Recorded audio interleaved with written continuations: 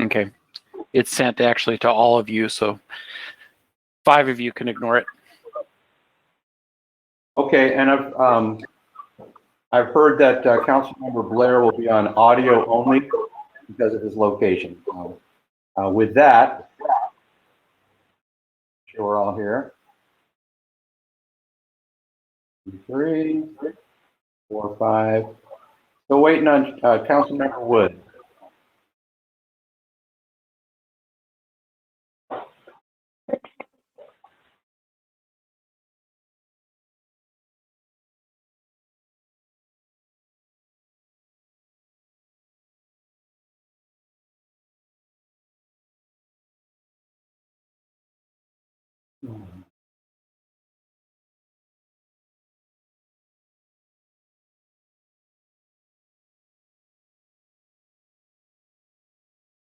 People tuning in, there's nothing wrong with your speakers at home. We're just waiting for everybody to join the meeting before we get started.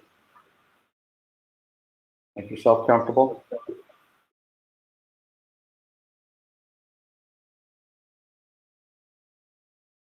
Grant, you want to apprise me of your forward progress with Councilmember Wood?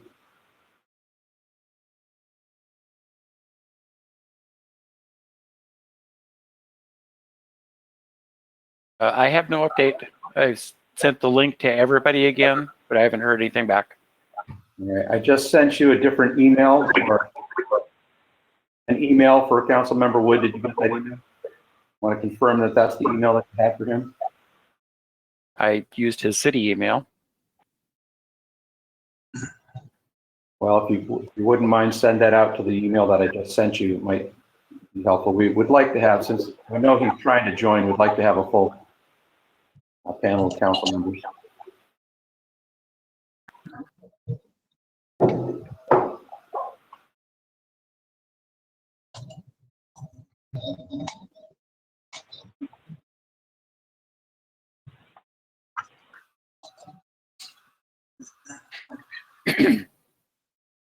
I have not received that, JW. I sent it by text to your cell phone. Oh, thank you. Oh, that's nice, Molly. Molly found an app. Oh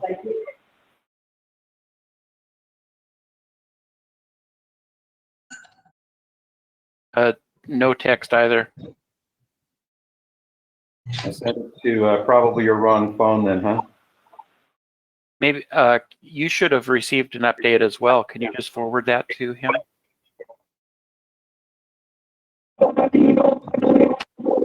I did not do that, Grant.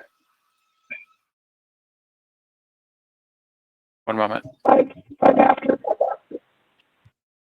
Can't hear you.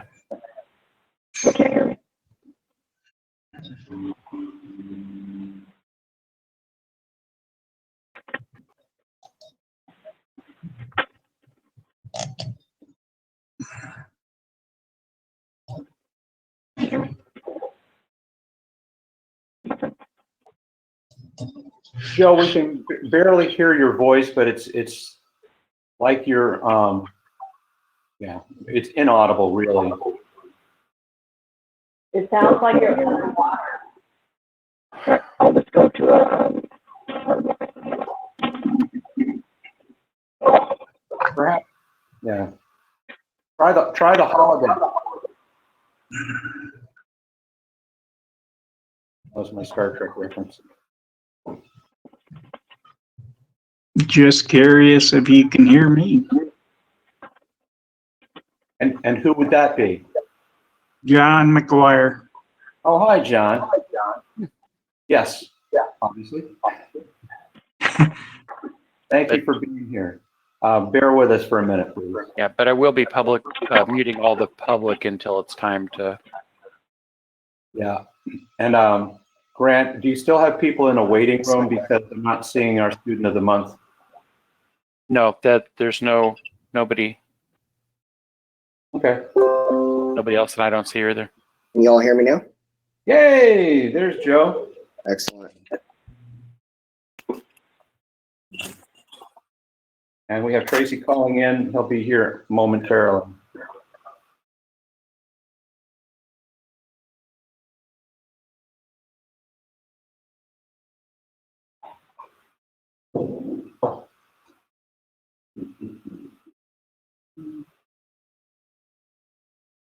There, can you hear me now? I can hear Ted still well.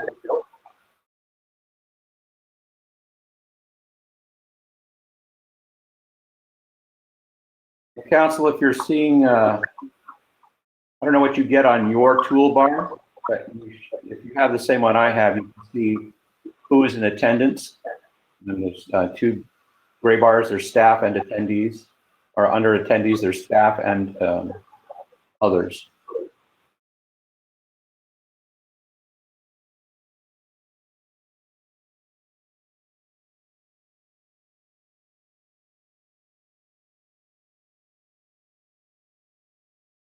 Are we live right now? So the live streaming has started, yes. Thank you.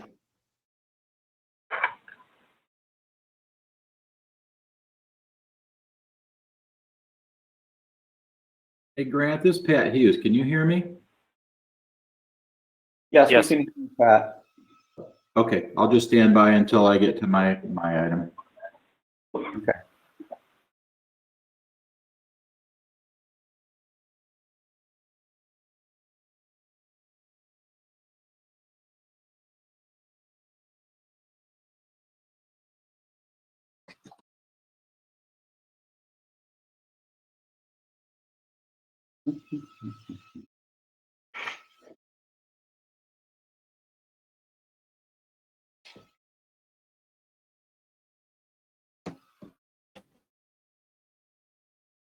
Mayor Foster, can I check something with you real quick? In what way? Just confirming a suspicion of mine. Is the when people are muted, is there a different color for whether it's muted by organizer versus muted by themselves? No, it's still the red and the green. But the organizer like you or I should be able to mute and unmute all. Right. I'm gonna mute Councilmember Stillwell and just see if that changes color.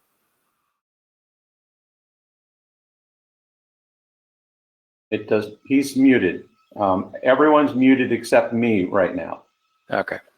If you go ahead and hover over, it'll still be green or red, but if you hover over it, it'll say self-muted or self-muted and muted by organizer. Thank you. I suspected it was color, which there was no way I was going to be able to tell. Right, you're color challenged, aren't you? Yes. Okay, good. And that we got that figured out. So with Council Member Wood not in attendance yet, but knowing that he's trying, I would implore the council to give us a few more minutes and ask for patience while we make this happen here.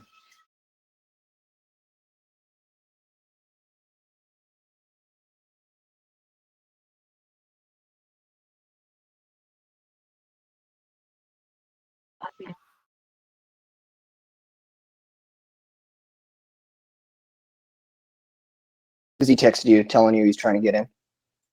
Yeah, we've been on text and Grant's talked to him on the phone and trying to get him to get the right code to call in since his internet isn't supporting it.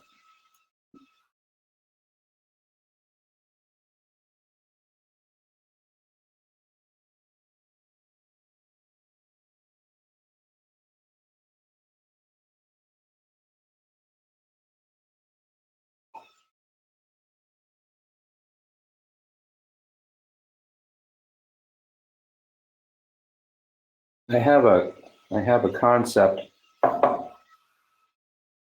that might work.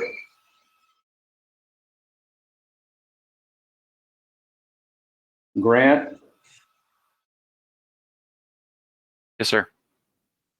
I'm going to call Council Member Wood on my landline phone here and put him on speakerphone, and that way he should be able to use my mic to participate. At least it's not flippy. You don't think it's flippy?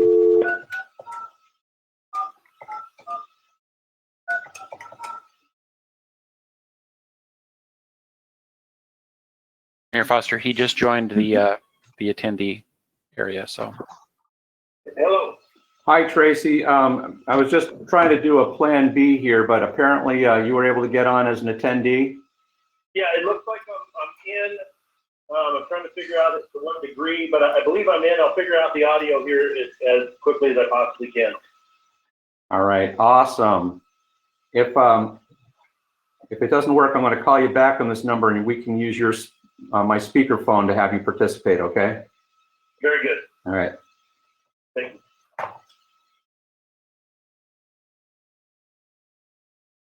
All right. I see Tracy Wood is on there. Grant, you want to cue up the flag for me, please?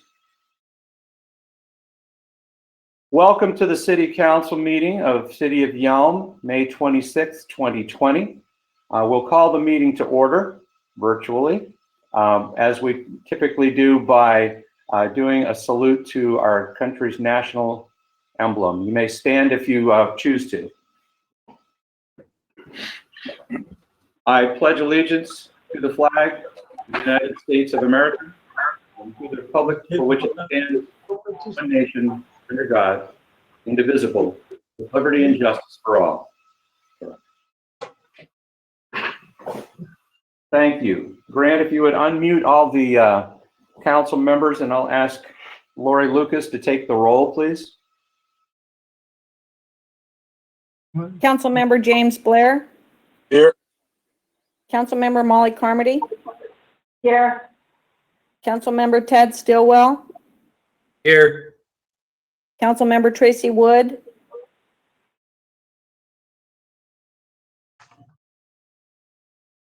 Councilmember Tracy Wood.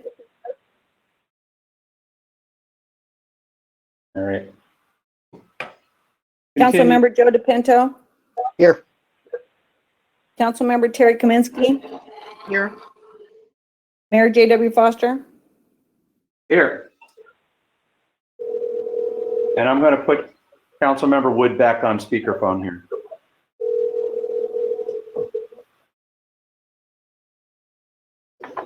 Tracy, JW, I can hear you guys. It doesn't show that I'm muted. I don't understand why you can't hear me. Well, I like this option better.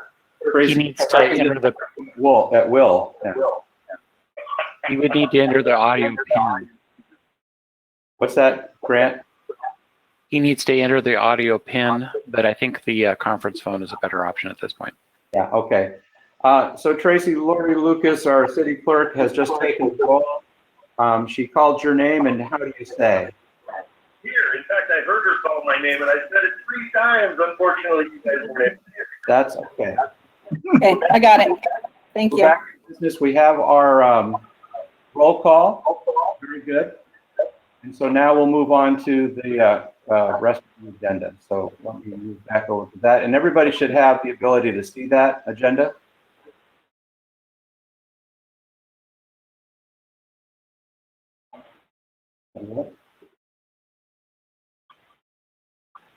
So agenda approval is the next on the list, please.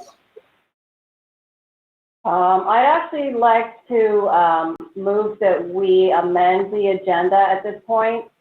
I think that with so many applicants, it would behoove us to be able to talk to these guys in person, you know, really get a feel for who they are, what they're like. I don't feel like I can really get a good process going via, you know, this online meeting. I mean, I agree with James Blair and what he said earlier that, you know, it's important to meet person to person. So I would suggest that we postpone this, the new business of the interviews, number 6B, interviews and selections for vacant council position number 3, until the second meeting in June.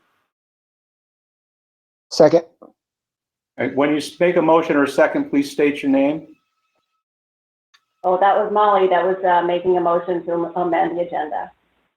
Joe DePinto, second. All right, we have a motion and a second to amend the agenda by removing 6B,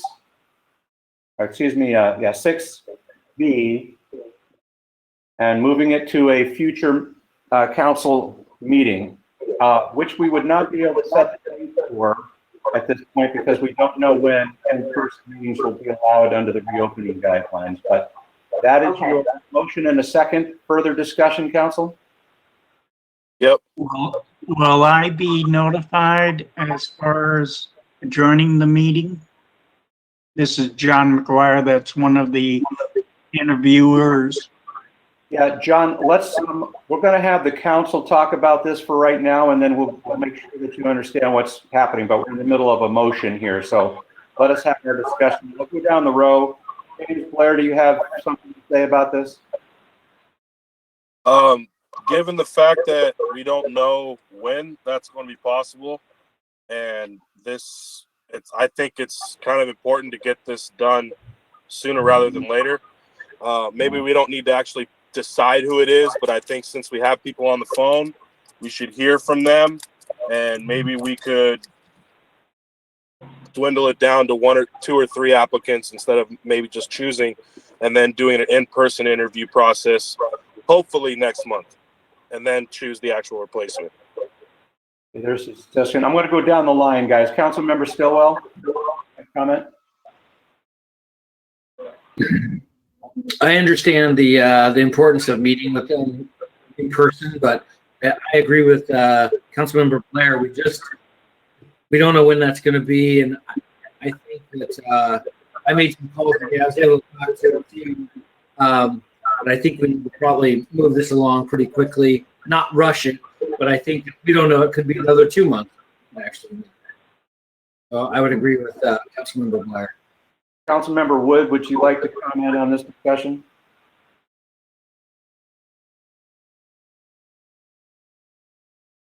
Councilmember Wood? Here I am. Can you hear me? Yeah, would you like to comment on this motion?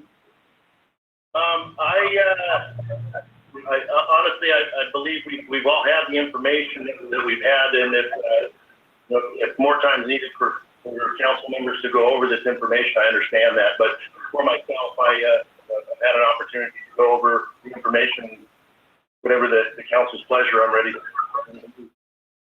Councilmember DePinto, discussion? Yes, thank you, Mayor.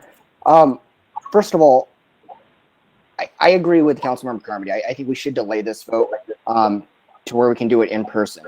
Not only that, though, I kind of like we set the agenda pretty aggressively as a council, given that we only got the applications on Friday after 5 o'clock, and now we have to vote on it here.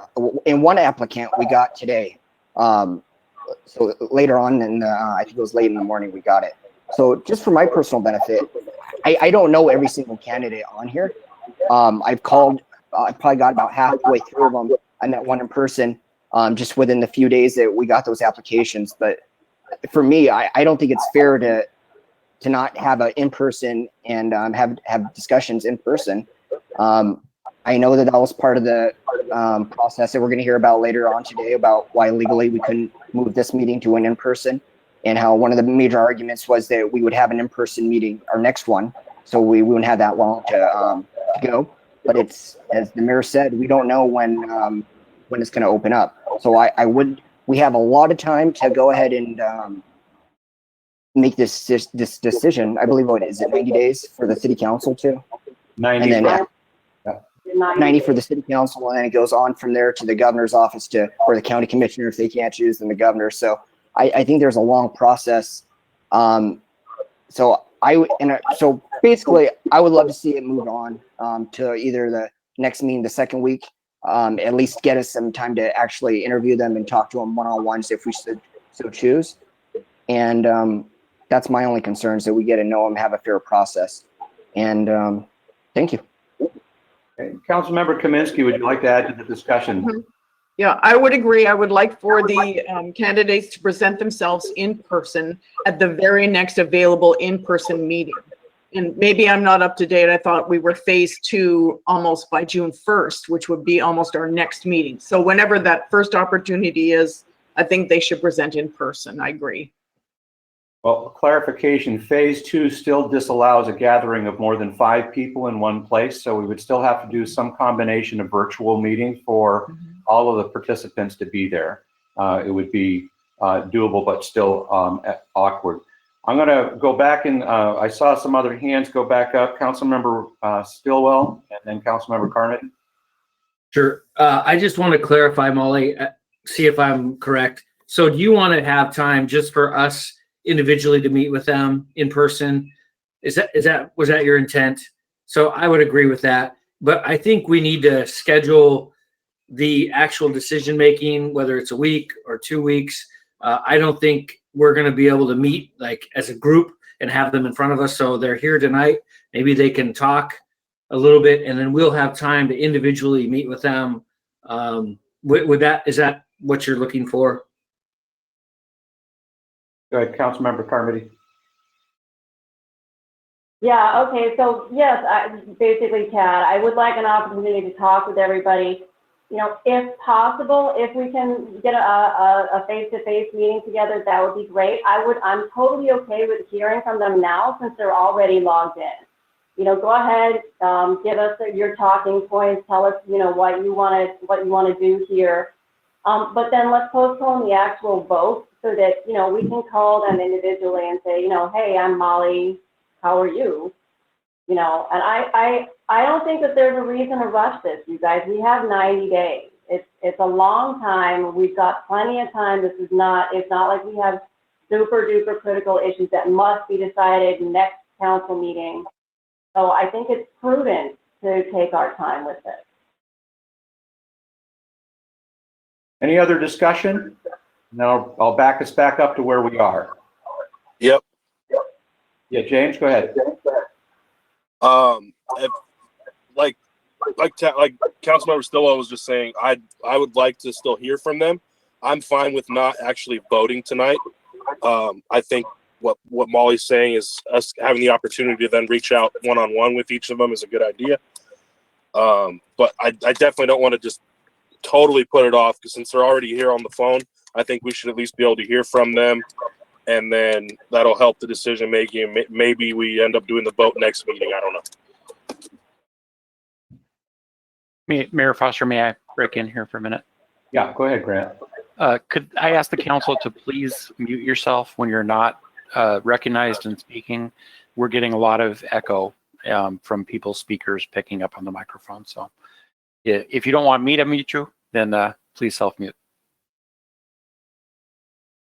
Okay, any other discussion? Councilmember DePino. Thank you, Mayor. The only other thing I wanted to bring up was the public really hasn't a chance to actually meet or know the names of any of these candidates, to my knowledge, unless they were sent out to the newspaper, was printed out, or it was printed on our social media site with all the names and who they are. To my knowledge, that hasn't occurred yet. I think it would behoove us to let the public at least know who they are, whether we vote on or not. So simple. I agree with that. What most people are saying right now, and I hope that we can postpone this vote. But be happy to hear from them. I mean, that'll be wonderful. Don't waste their time too. So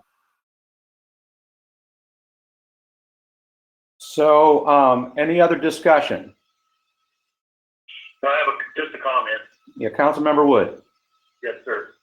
I just think that it's something that, you know, it's better that we get it done rather than wait. And I think it's important to remind everyone that, you know, it's not our decision to elect council members. Our job is to do the job that we've been elected to do. The community will have the opportunity to vote on this seat as they do each and every seat. And I would encourage everyone to not lose sight of that, you know, we have a job to do, and it sounds like we just kind of want to kick it down the road. So that's just my feelings on it. Okay, and I will bring us back here in a moment. I just want to remind council that this is a great example of last minute changes when we could have had this discussion last time when we set this as the agenda and put all of these candidates to the task of coming on tonight. That said, you have a motion and a second on the floor, which would be to remove 6B from the agenda. I would recommend that you defeat that motion or rescind that motion, and then just remove the part about voting for the council position if you'd like to do that. Molly, it's up to you. This is your motion. Yeah, so I'd like to amend the motion to state, hold on, let me get over to the motion itself here. Okay, let's make it, I would amend item 6B to state new business, interviews for vacant council position number 3. Remove the words "and selection." Is your That's my second, amendment. is your second, Councilmember DePinto, okay with the amended language? He shows a thumbs up in affirmation.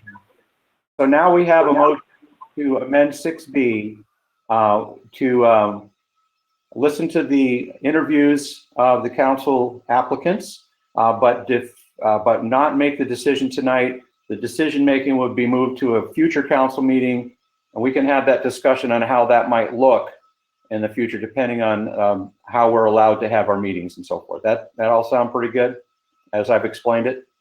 Okay, we still need to do this by roll call. So again, for the record, City Clerk Lucas, would you read the motion as written? I'm sorry, did you want me to restate that motion? Yes, please. Okay, so Molly Carmody amended the motion to keep the 6B for interviews only, no decision being made tonight. And that was seconded by Joe DePinto.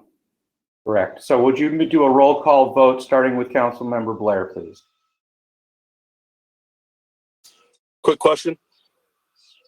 Go ahead, Councilmember Blair. Will we still be having the executive session? That is still up to you if you'd like to have that at the time. It's an option that was placed as a placeholder on the agenda for that purpose. You could choose to not have it if you get to that point and don't think you need it. I just want to say I would like to keep that, and then possibly have a discussion about maybe narrowing down to fewer candidates. But if we don't want to do that, then no. Okay, good comment. But we need to work on this one motion and second about this one agenda item at this point. Yes, sir.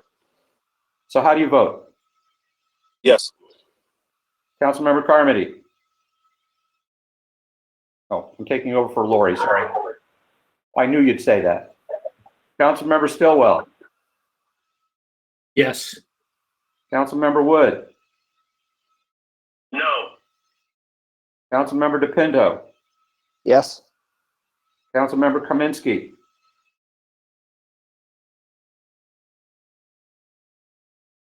Terry, how do you vote? Oh, you were muted. Okay.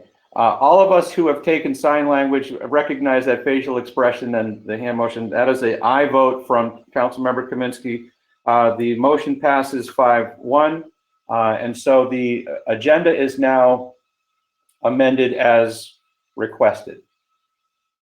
Were there any other adjustments to the agenda? Then actually, yes, we've just now amended the agenda as amended. Very good. Grant, have you seen if we have a student of the month on board? We do not. Okay. We were hoping that we might be able to get Montana Holloway, who was last month's student of the month, on for a visual presentation like we did with the previous student of the month. That didn't work out. So we'll just keep her on the agenda till we get to see her. We'll see her in June, perhaps. Then we have no special presentations other than, well, excuse me, we do. We have a very special presentation. Heidi Roberts McDonald. Heidi is going to talk to us about the revenue forecast tool update. Hello. Grant, are you able?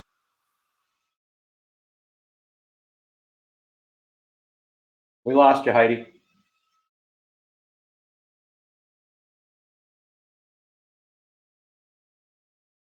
How about now? Can you hear me now? I can hear you now. Okay, so it's the first time I've done a presentation over the meeting, the online meeting, and so I'm not sure, Grant, are you going to load? Yes, and just tell me when to advance the slide. Okay, go ahead and advance the slide, please. And I've also sent a webcam request if you want to show yourself. Yeah, I don't.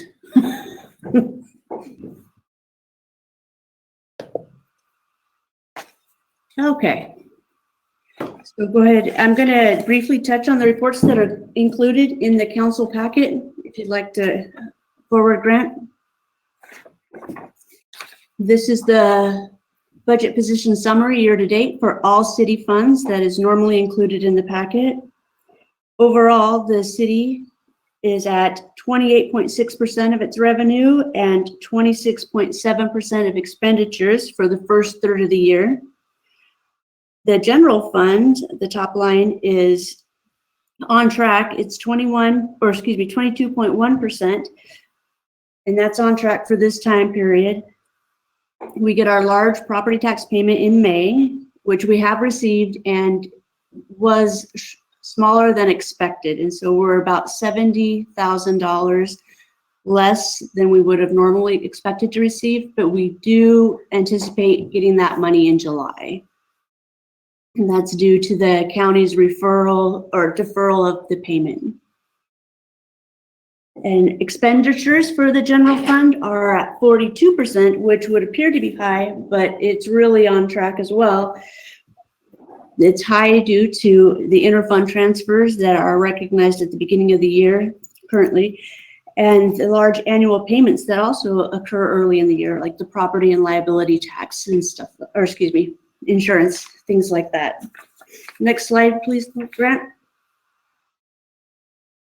This is a snippet from the general fund. It's the detail. This report is actually 10 pages long in your packet.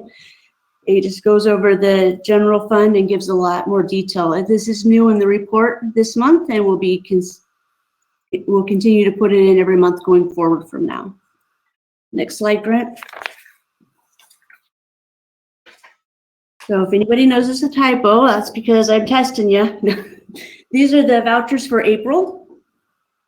And in April, there was a total of $927,000 dispersed.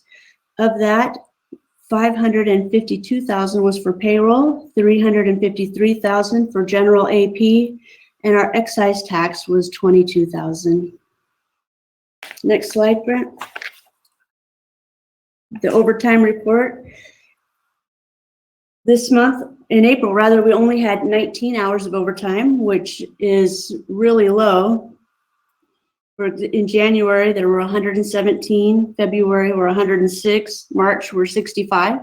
So our overtime is looking good. Next on the list is the forecasting model. We are using a program called Forecast 5, where after we've set it up, we upload the data on a monthly basis. It gives us a way to work with the data and to analyze it from many different perspectives. Here's a dashboard that gives a quick summary of where we're at.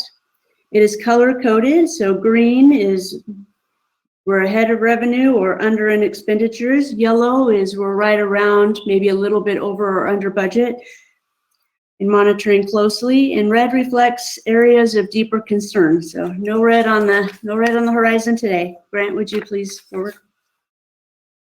This is a similar report, but it is for those who prefer the numbers. So you can see that it gives the number, the variance, and whether it's favorable or unfavorable. Next slide, please, Grant. This graph here shows our revenue for April and how it's come in compared to previous April. So this is just for the month of April. And you can see that the B&O is a lot smaller than all of the previous years. And that is due to a couple of late payments and the effects of us deferring our B&O tax filing until July. Next slide, Grant. This is the same data, but it shows the year-to-date totals. So everything that has arrived so far this year compared to previous years at the same time period. I see a question from Councilmember Carmody. Heidi, can you entertain that? Yes. Hi, Heidi. If you could go back to the previous slide. Okay. There you go. So when you were saying that we have not received B&O because it was postponed this year or this quarter, does that mean that on our next quarterly report, we should see a huge jump in B&O revenue? But that would, you know, make up for last quarter, and then it would be this quarter, hopefully, right? Yeah, so in July, we're expecting to get all the reports that weren't filed first quarter. So we'll have first and second quarter. So there will be a jump. How much that jump is probably based on how well businesses are doing. So we may not see our full budgeted revenue, or we may just, we'll have to, I'm going to ask you that question further down the presentation here. Joe? Okay, thank you. Thank you. I saw the previous year, there's a lot of the brown for other revenue. What kind of revenue sources do those include? You know, Joe, I'll look that up for you and get back to you on that. Okay, I don't thank know you. off the top of my head. Fair enough. Thank you. Okay. Brent, if you want to forward the slides a couple. This is just a nice little list of our top 10 revenue sources year to date. You can see that it covers pretty much the majority of our revenue. 83% is reflected in that list. So next month, we'll see the property tax right up at the top there as well. Okay, next slide. This slide just shows that we can narrow in on any particular revenue source that you have an interest in focusing on. This one is building and mechanic Corvettes, and it does not follow the trend. So this slide is just for information. It's not to highlight that the revenue is coming in differently than expected, because these don't come in according to a trend. Okay, next slide, please, Grant.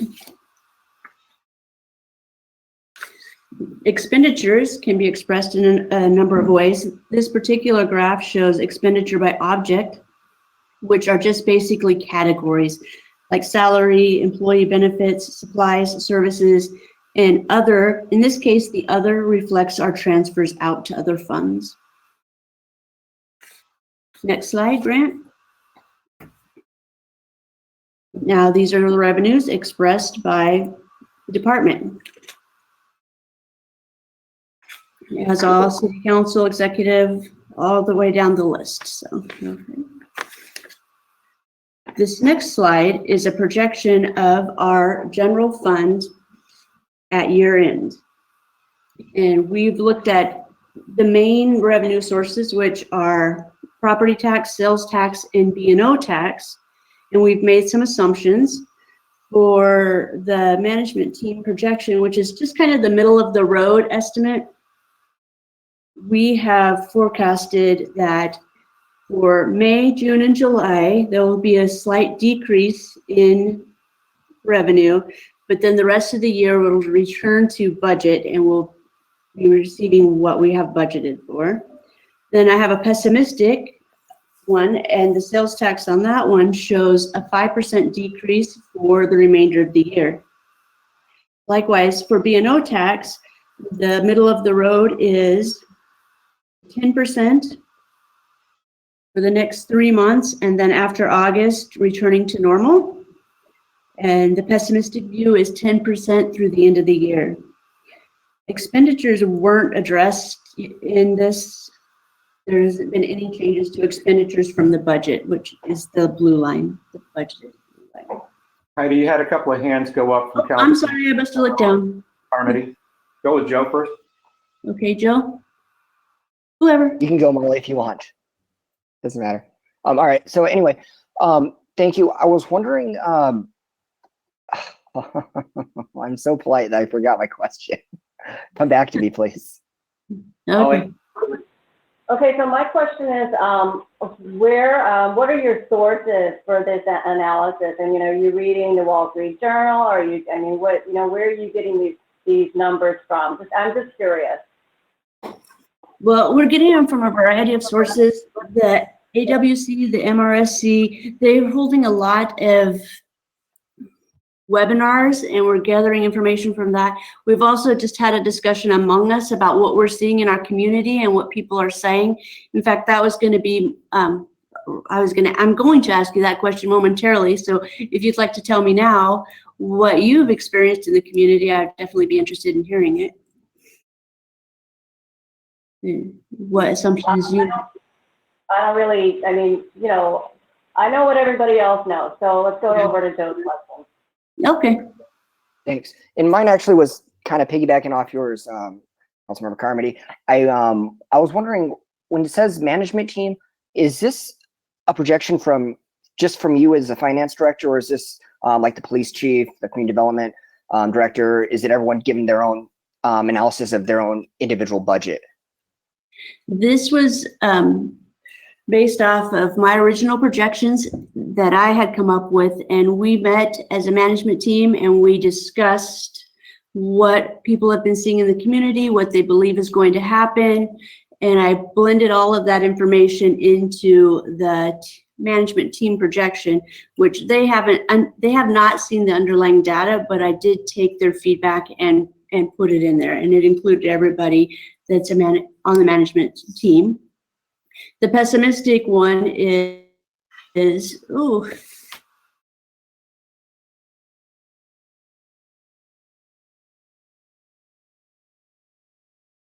What happened, Heidi?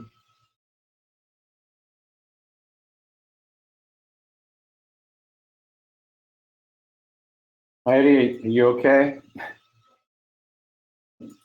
Sounded kind of sudden. Someone perhaps text her, make sure she's okay, or call her. We found out that Heidi's laptop just died in the middle of this presentation. She's grabbing her charger to plug it back in.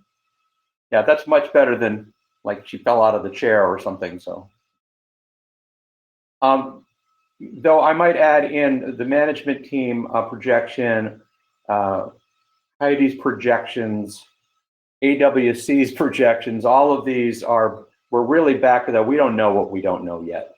We won't see the end result of this until the end of the, probably the end of fourth quarter, when we tally up what's happened over the summer. There's going to be some upswings and downturns, but we just have to wait to see how people spend their money in our community over the next 6 months to see. But in the meantime, we asked Heidi to put these numbers into this tool so that we could have some concept of what that would look like. So a pessimistic view of 5% decrease shows that, we've got a $400,000 shortfall in our revenues expected.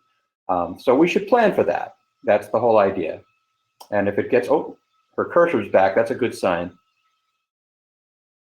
We'll plan for that. And of course, the executive team will come forward to council with any real data that we show where we might have shortfalls and how we could mitigate for those shortfalls.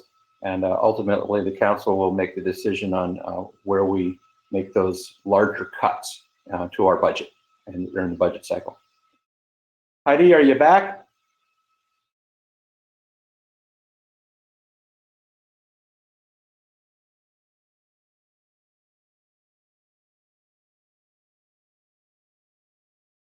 I'm going to recommend, council, that we move on. We can come back to Heidi when she's ready. So thank you. I will take any public comment that might be waiting in the waiting room. Grant, can you help me with that? Has anybody raised their hand from the community who would like to address the council on anything not on the agenda? Not so far. Okay.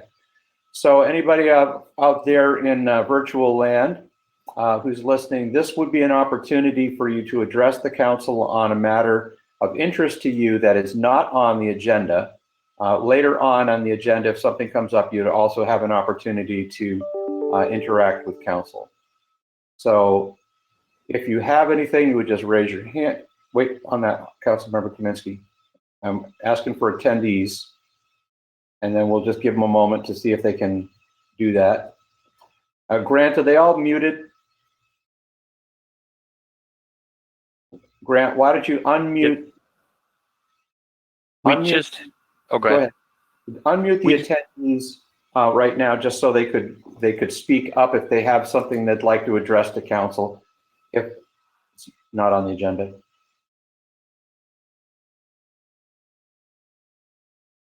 Okay.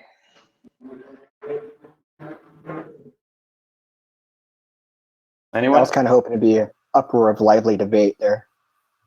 Yeah, well, it might come later. Okay, I will close the public comment period for this at this time, and we can open it back up later on. And then any time that Heidi's back on, if she wants to just let me know, then we can go back to that presentation. In the meantime, yes, Councilmember Kaminsky. You're muted. Carrie, you're muted. I want to see if we can get you unmuted. Hello? There you are. Oh, okay. I think I answered my own question, but this says there's 18 attendees. That's 18 people out in the virtual audience for us, with us. Well, actually, there's only 8 attendees, and the rest of us are staff, the other 10. So it's really 18 total at this point. Okay. Yep. Just curious how many people were logged in out there. Thank you. Yeah. I just got a message. Heidi, are you ready to continue your presentation? Okay, no. So item 5 on our agenda is the consent agenda consisting of the minutes from the April 28th, May 5th, and May 12th meetings. And the monthly financial report, excuse me. Those 2 things are on the consent agenda. Councilmember Peno? Thanks, Mayor. My only question on that is normally we have to give our signatures to approve this. Like after we voted and we have to physically sign a paper or document for legalities and all that. How does that work now? So, Lori Lucas, would you like to address that? I have my own theory, but perhaps you could inform us what you know. Sure. So I have them printed out, and when we start meeting in person, I'll bring them for all the ones that have been approved at the prior meetings. Okay. But we can demonstrate by the minutes of this meeting that these approvals were made. So we'll just be waiting for your opportunity to sign them in person at a later date. Okay, you might want to check on that because I heard otherwise from AWC and SRC because that was one thing they were trying to fix with the governor's proclamations, suspending the what you call it, the Open Meetings Act portions of it. That one wasn't, so I was curious. Into that more and see what do we have to do to abide by the law of getting those hard signatures on those hard copies. Thanks. Cool. All right, so agenda. Anyone? Not agenda. Excuse me. Consent agenda approval. This is Councilmember Stillwell. I move to approve. Second. Second by Councilmember Carmody. All in favor? Aye. I heard from Councilmember Wood that was an aye. Councilmember Blair? Yep. Okay, so we have unanimous approval. And Councilmember Hughes. And Councilmember Hughes up there. So, Grant, I believe that Heidi is ready again. She says she's muted, but she doesn't show as muted here. She does not. I think it's on her end.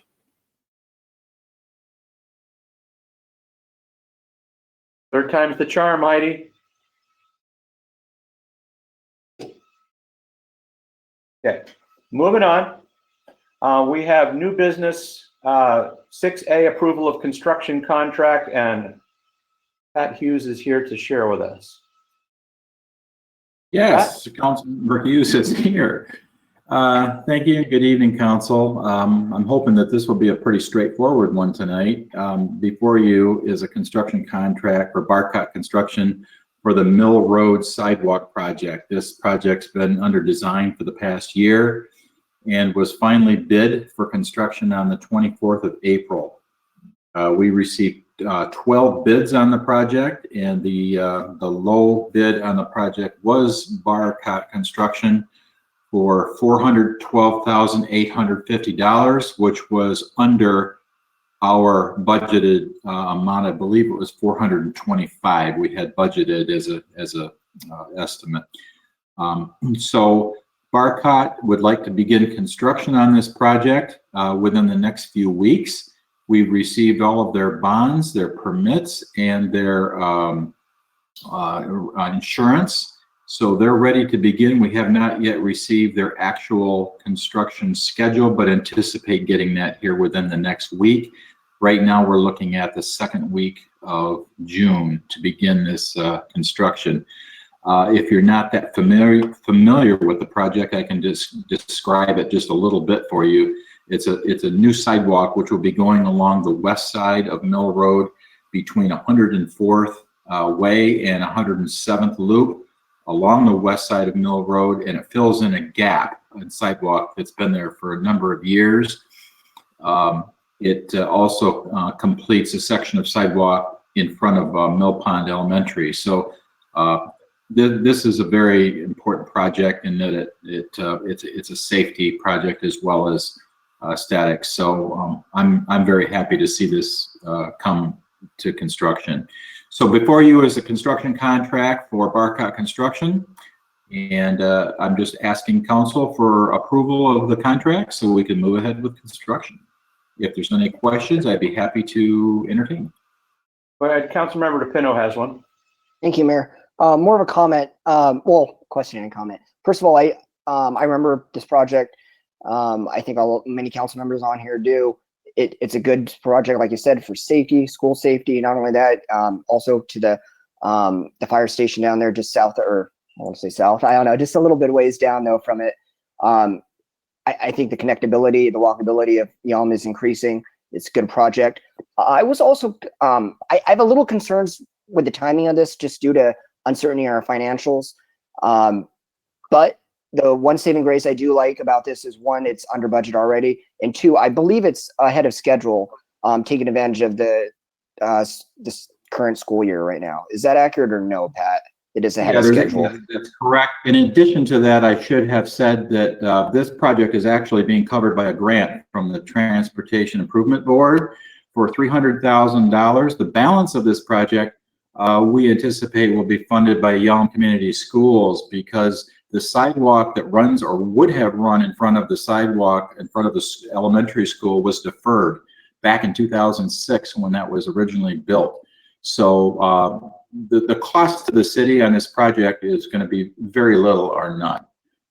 So, and then yes, we are slightly ahead of schedule because we were not planning to begin construction until school was out on the 19th of June. But we're now able to start as soon as the contractor is ready. They're just finishing up some other projects right now. And so yes, it is under budget, slightly ahead of schedule, and will be paid for almost entirely through a TIB grant and the school. Question. Councilmember Blair. I think Carmody had her hand up first. I can wait. Go ahead, she said. Okay, kind of two-part question. Is this a contractor that we've used in the past? And what's their track record of staying on budget compared to their bid? That was part of the duties of our engineer, is to do the background research on them, and they found them to be pretty favorable. I have not personally worked with them, but I've only been in Yelm for the last 2 years. But from what I've experienced with them so far in terms of getting their contracts and insurance and bonds and permits together, they've been actually pretty responsive. So if that's any indication, I think we're going to be in good shape.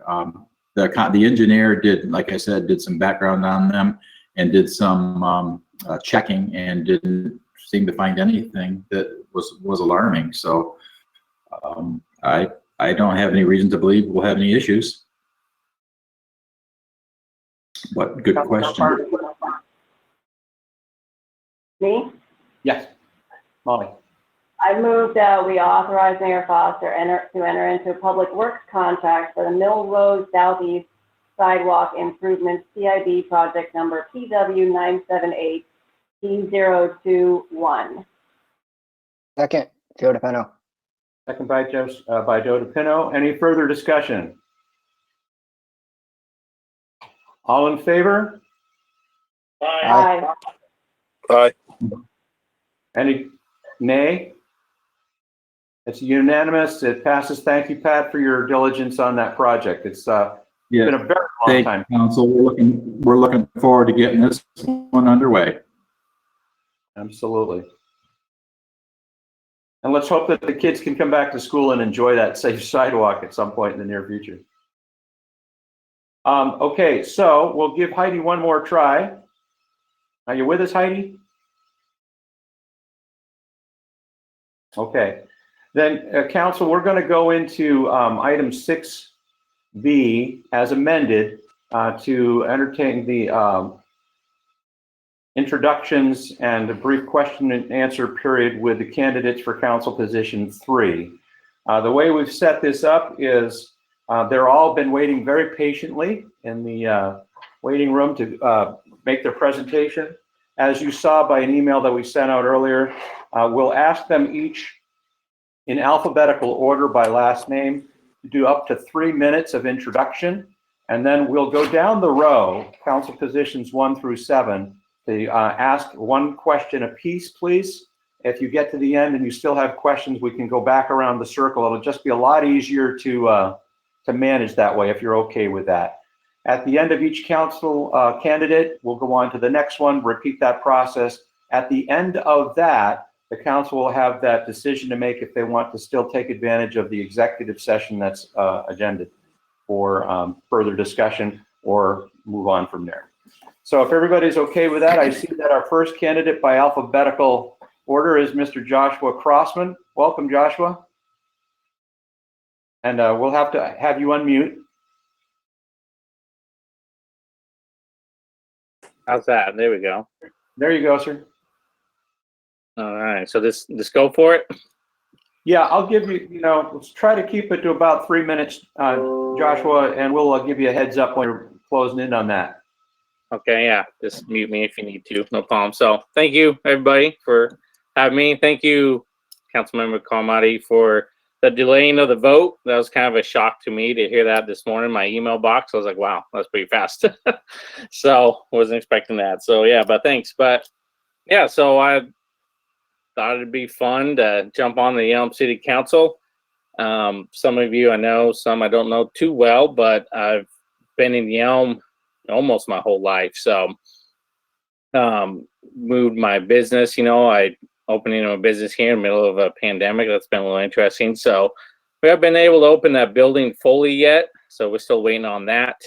But what better opportunity to help my business grow and help Yelm grow at the same time.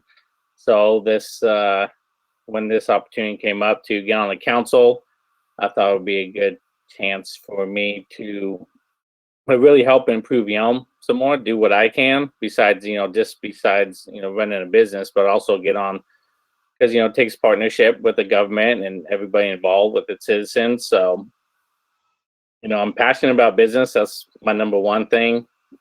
I want to see more, do what I can to help businesses stay in Yelm. The reason I built my building, opening my store in Yelm, is not only because I'm here, but I really desire to see more of the community stay in Yelm. Like I said, I've been here my whole life, and I see a lot of people have to leave town for things.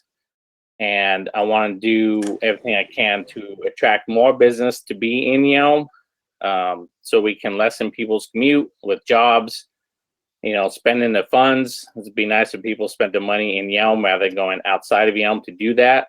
So that's one of the big things I would be working for. Number 2 is community development. I love the town. So I'd like to see it grow more as a community. You know, we've done the parade since I was a little kid, and that's one of my favorite things of Yelm during the summer. I'm really excited seeing the things that have come up in the past couple of years here with like the barbecue rally, and you know, the home show's been around a while as well. I'd like to, you know, get more involved in producing more stuff like that as well, and really just growing Yelm, giving it its unique flavor. So we're not like every other city around, you know, and this makes people really proud to be here and want to stay here. And then also work on the image of Yelm and what our image is, and driving that home and really forming that and developing that. So we're just not, like I said, like every other town, big city around. We want to keep Yelm unique and have its own personality. Does that have time? Okay. Just give me a hint. You're close. Okay. And so, yeah, you know, those are the kind of things that I are passionate for, more so than others. I'm sure there's other ones, and other than that, I bring my own, you know, interesting and views to the council. Since I've been here a long time, I saw how Yelm was in the early days, and I would like to work on keeping that, but I also see the future, and so I'm kind of like a bridge from the past to the future in its growth. So I think it could be a good asset in that aspect of things. Thank you, Mr. Crossman. We're going to start with Councilmember Blair to see if he has any questions for you.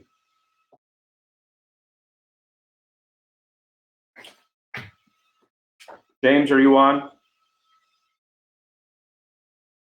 We're going to go next to Councilmember Carmody, see if she has a question for candidate Crossman.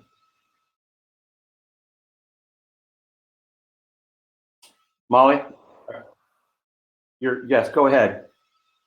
So I think one of my big concerns in the city of Yelm is environmental standards, making sure that we're adhering to, and not just adhering to them, but bettering ourselves as far as environmental standards. So I would really like to see Public Works address, you know, try to achieve the ISO 14001 standards. I know that, or certification, I know that's a big deal. And I also am really concerned with making sure that we stay a prairie, and you know, that we keep our values as a prairie land, and not just build, business.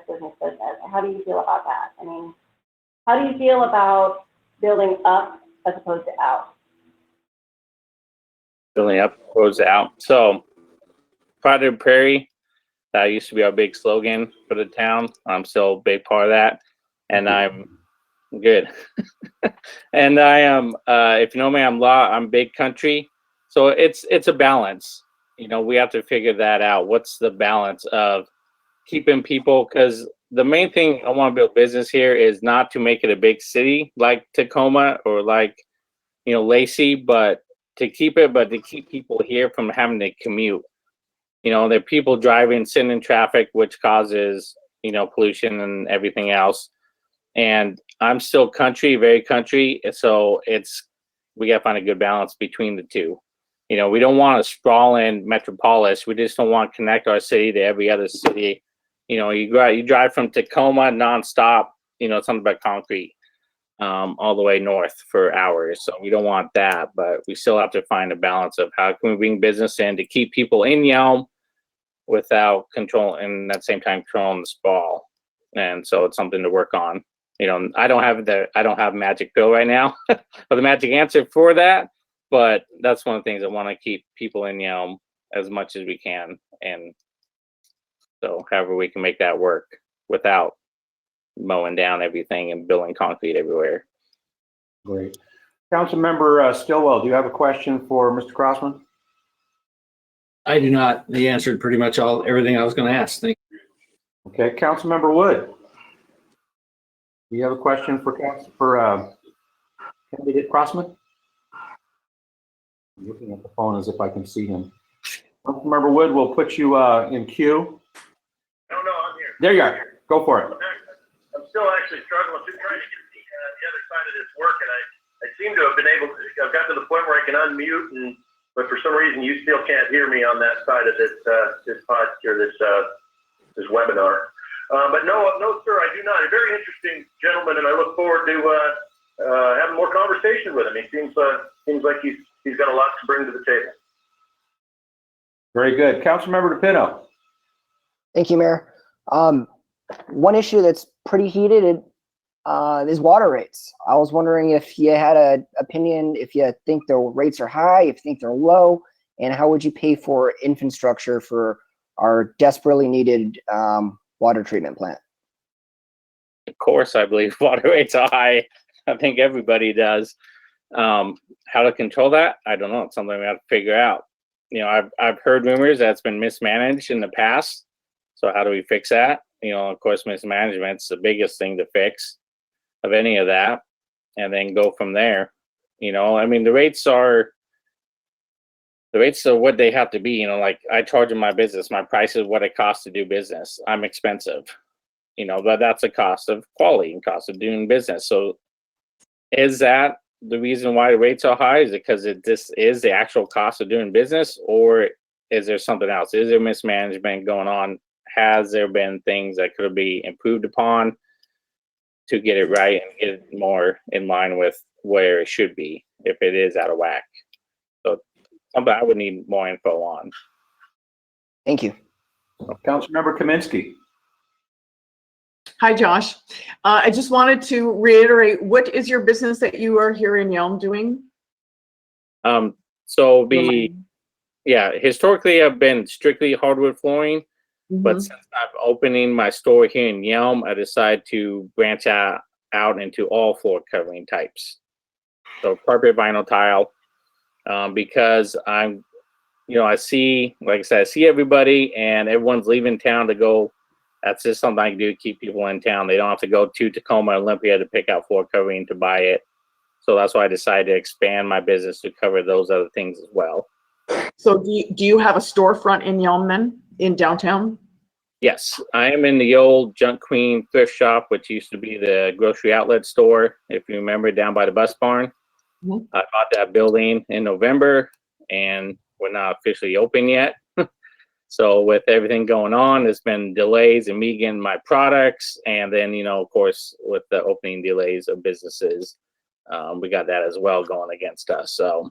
Okay, well, here's my question. I'm really passionate about creating a better visual storefront area for Yelm, and I realize you're not on the main street. So as a new business owner, do you have any ideas for improving the look of your building to enhance Yelm overall? And do you have any plans for that? Yes, it takes money, but yeah, definitely want to. That if you've seen the outside of that building, it is old. It's 30 years old, and yeah, it's just like I pull up to it every day. It's like, man, but that is something that I've asked this around, but nothing officially. Is I would like to see some kind of consistency in Yelm throughout, you know, all its businesses. It would be nice if we had a theme throughout the town of Yelm and get everybody on board with to improve their businesses towards. I don't have an exact idea what that theme is. But it would be nice. But you would be open to spending money and participating in that type of situation. Right. Yes. Especially before I spend money on the outside of my building. If that is something coming up, I would like to get that figured out before I decide to do my own thing and dump, you know, $100 grand on my outside of my building, and then find out Yelm decides to do a facelift and I just spent all that for no reason. Okay, so, yeah. That's great. Thanks. Just wanted to ask your ideas about that and your willingness. So thank you. Okay, Council, unless somebody has another really pressing question for this candidate, maybe we'll go back to Councilmember Blair. Are you able to communicate with us now? Yeah, sorry, for some reason it wasn't hitting it. You have a question for Mr. Crossman? The question I had, actually Joe touched on, but given what Terry just asked, I would like to clarify. Josh, so would you be in support of the city basically telling the local business owners how they need to decorate outside their business? I would like to see partnership in that, not a direct command. Okay. Yeah. Agreed. You're already starting to sound like a politician, Josh. I'm not one, but I do get along with people, so I think that Very helps. good. All right. In consideration of time, everybody, and of course we can go back if we need to. I'm assuming all the candidates will stay on for the duration of the meeting, unless pandemic happens or something. So in the meantime, then, thank you, Josh. We'll ask Council Member Candidate E.J. Curry, whose name may be familiar to some of you, if she's ready to do a presentation to us.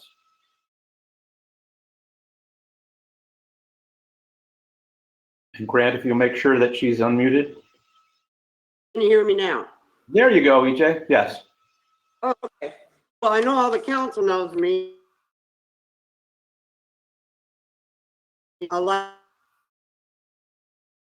owner, a co-business owner, and I am semi-retired and a former council member.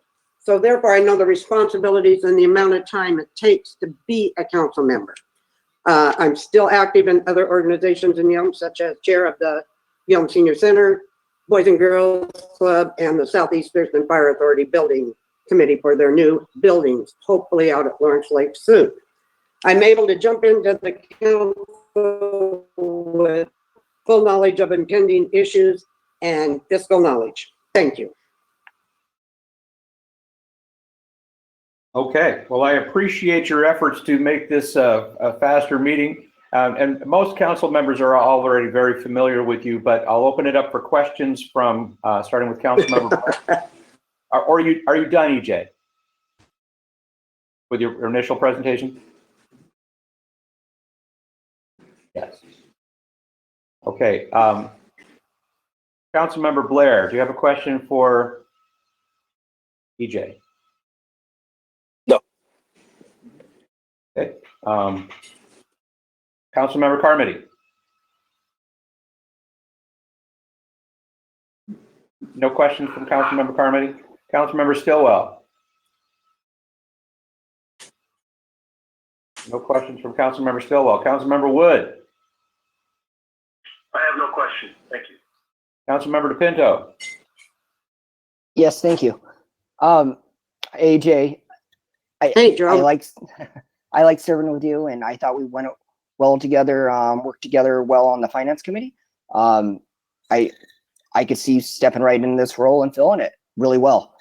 My question is, responding to constituents, how should I answer them when they say she was unelected and yet you're appointing them? Some would say knowing better than the people. What is your, what could be a response for me? Well, one would be, this is not an election, it's an appointment to fill a seat, and you need someone with knowledge and that has the experience. That's what I would say. Fair enough. Thank you. Okay, Councilmember Kaminsky. I've just always appreciated EJ for her succinctness and being just to the point and matter of fact. I think it's a great quality. So thank you, EJ. Oh, thanks, Terry. You're welcome. Okay, any other further questions or comments from EJ herself, since she has a little bit extra time? Okay, well, we want to thank you. I'm good. And we'll keep on moving down the list here. So next up would be Brian Hess. Are we live? There you go, Brian. Mayor Foster, council members, I appreciate this opportunity to apply for this position and for your consideration. First of all, I'd like to state that not originally from Yelm. I've been here since 2004. The military happened to drop me off here when they assigned me to Fort Lewis. After 25 years in the military, traveling the world, being in various states, various communities, what I think I can bring to the city council, not only a knowledge of budgeting from my military experience of having put together budgets and work with the taxpayers' funds and understanding that it is their money, not our money, to do what we wish, but what we have to do to assist them. I also bring ideas that are outside the box. To address Councilmember Carmody, yes, green space. When I was stationed in San Antonio, I belonged to the Green Space Committee. Seeing open space within a city, seeing how to use it effectively to help provide flood protection, as well as a beautification of the city, bring more to the city itself instead of just being concrete. To Councilmember Kaminsky's question and concern, I actually believe that Pride of the Prairie is a very strong thing that we can have. In fact, having been here since 2004, kept up on what's going on, I have seen the growth plan that was discussed back in the early 1990s and updated. And in a way, I would like to see Yelm in some way do like what Fredericksburg did to a certain extent. Have a theme, have something that the people of Yelm feel pride in, that the business owners feel pride in, that brings people from outside, which should be the ultimate goal of Yelm. Yes, it's nice to have as much employment within Yelm as possible, but when we bring people from outside of Yelm into Yelm to spend their money, that is money that is coming to us, that is brought in through sales tax, helps the businesses improve, and keeps people, more additional money within our sector instead of what they call circular movement of money. I work at Safeway. I get paid by Safeway. I spend my money at Safeway. It's the same pot, stays there. But when we can bring people in, like Gordon's used to be many years ago, the place to come to, Arnold's, which was a restaurant that people used to come to, and now we have another one, which is the Gastro, as well as a few others that are well known outside of Yelm. We have the theater, which was the premier theater of Thurston County for quite some time.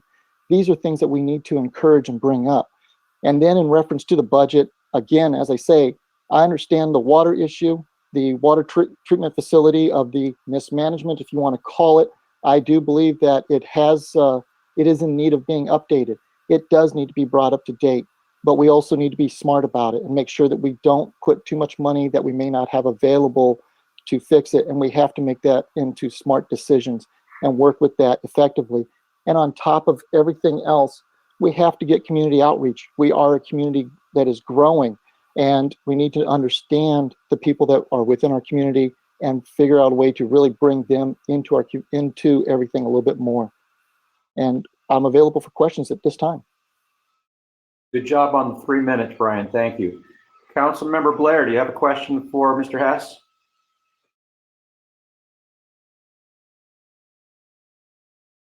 No, I've had conversations with Brian before, and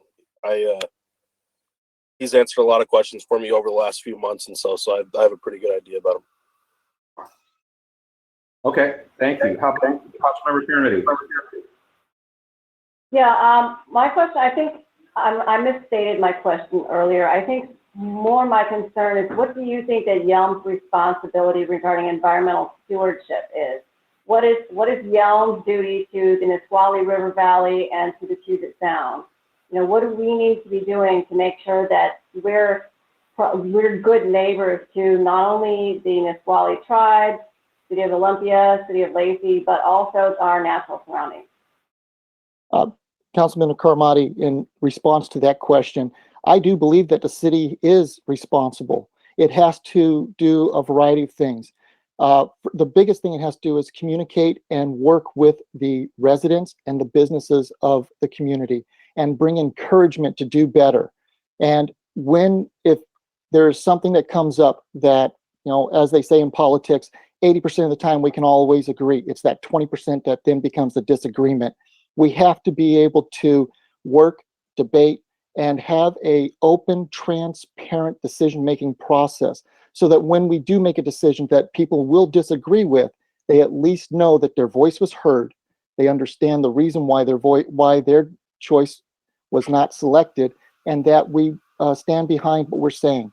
To make decisions in the blind, to do things behind closed walls, that does not work.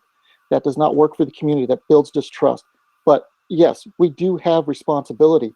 In fact, we have the Nisqually River, which is right next to us, a great resource to bring people to. But at the same time, we have to make sure we're not polluting it. The salmon is a very important thing. The Nisqually Reservation is also very important. That's our back door. We also have JBLM, which also frames us. And then we have the Bald Hills, which is also to another direction. We have so many wonderful natural resources, and we have to be good stewards of those natural resources. We cannot just, do things willy-nilly. We have to have a plan, and it has to be very transparent on that plan. Okay, Councilmember Stillwell. I do have just one really quick question. I've talked to Brian quite a bit over the years, and I should have asked the other candidate as well, but the mismanagement of the water treatment plant, can you clarify that a little bit, just briefly?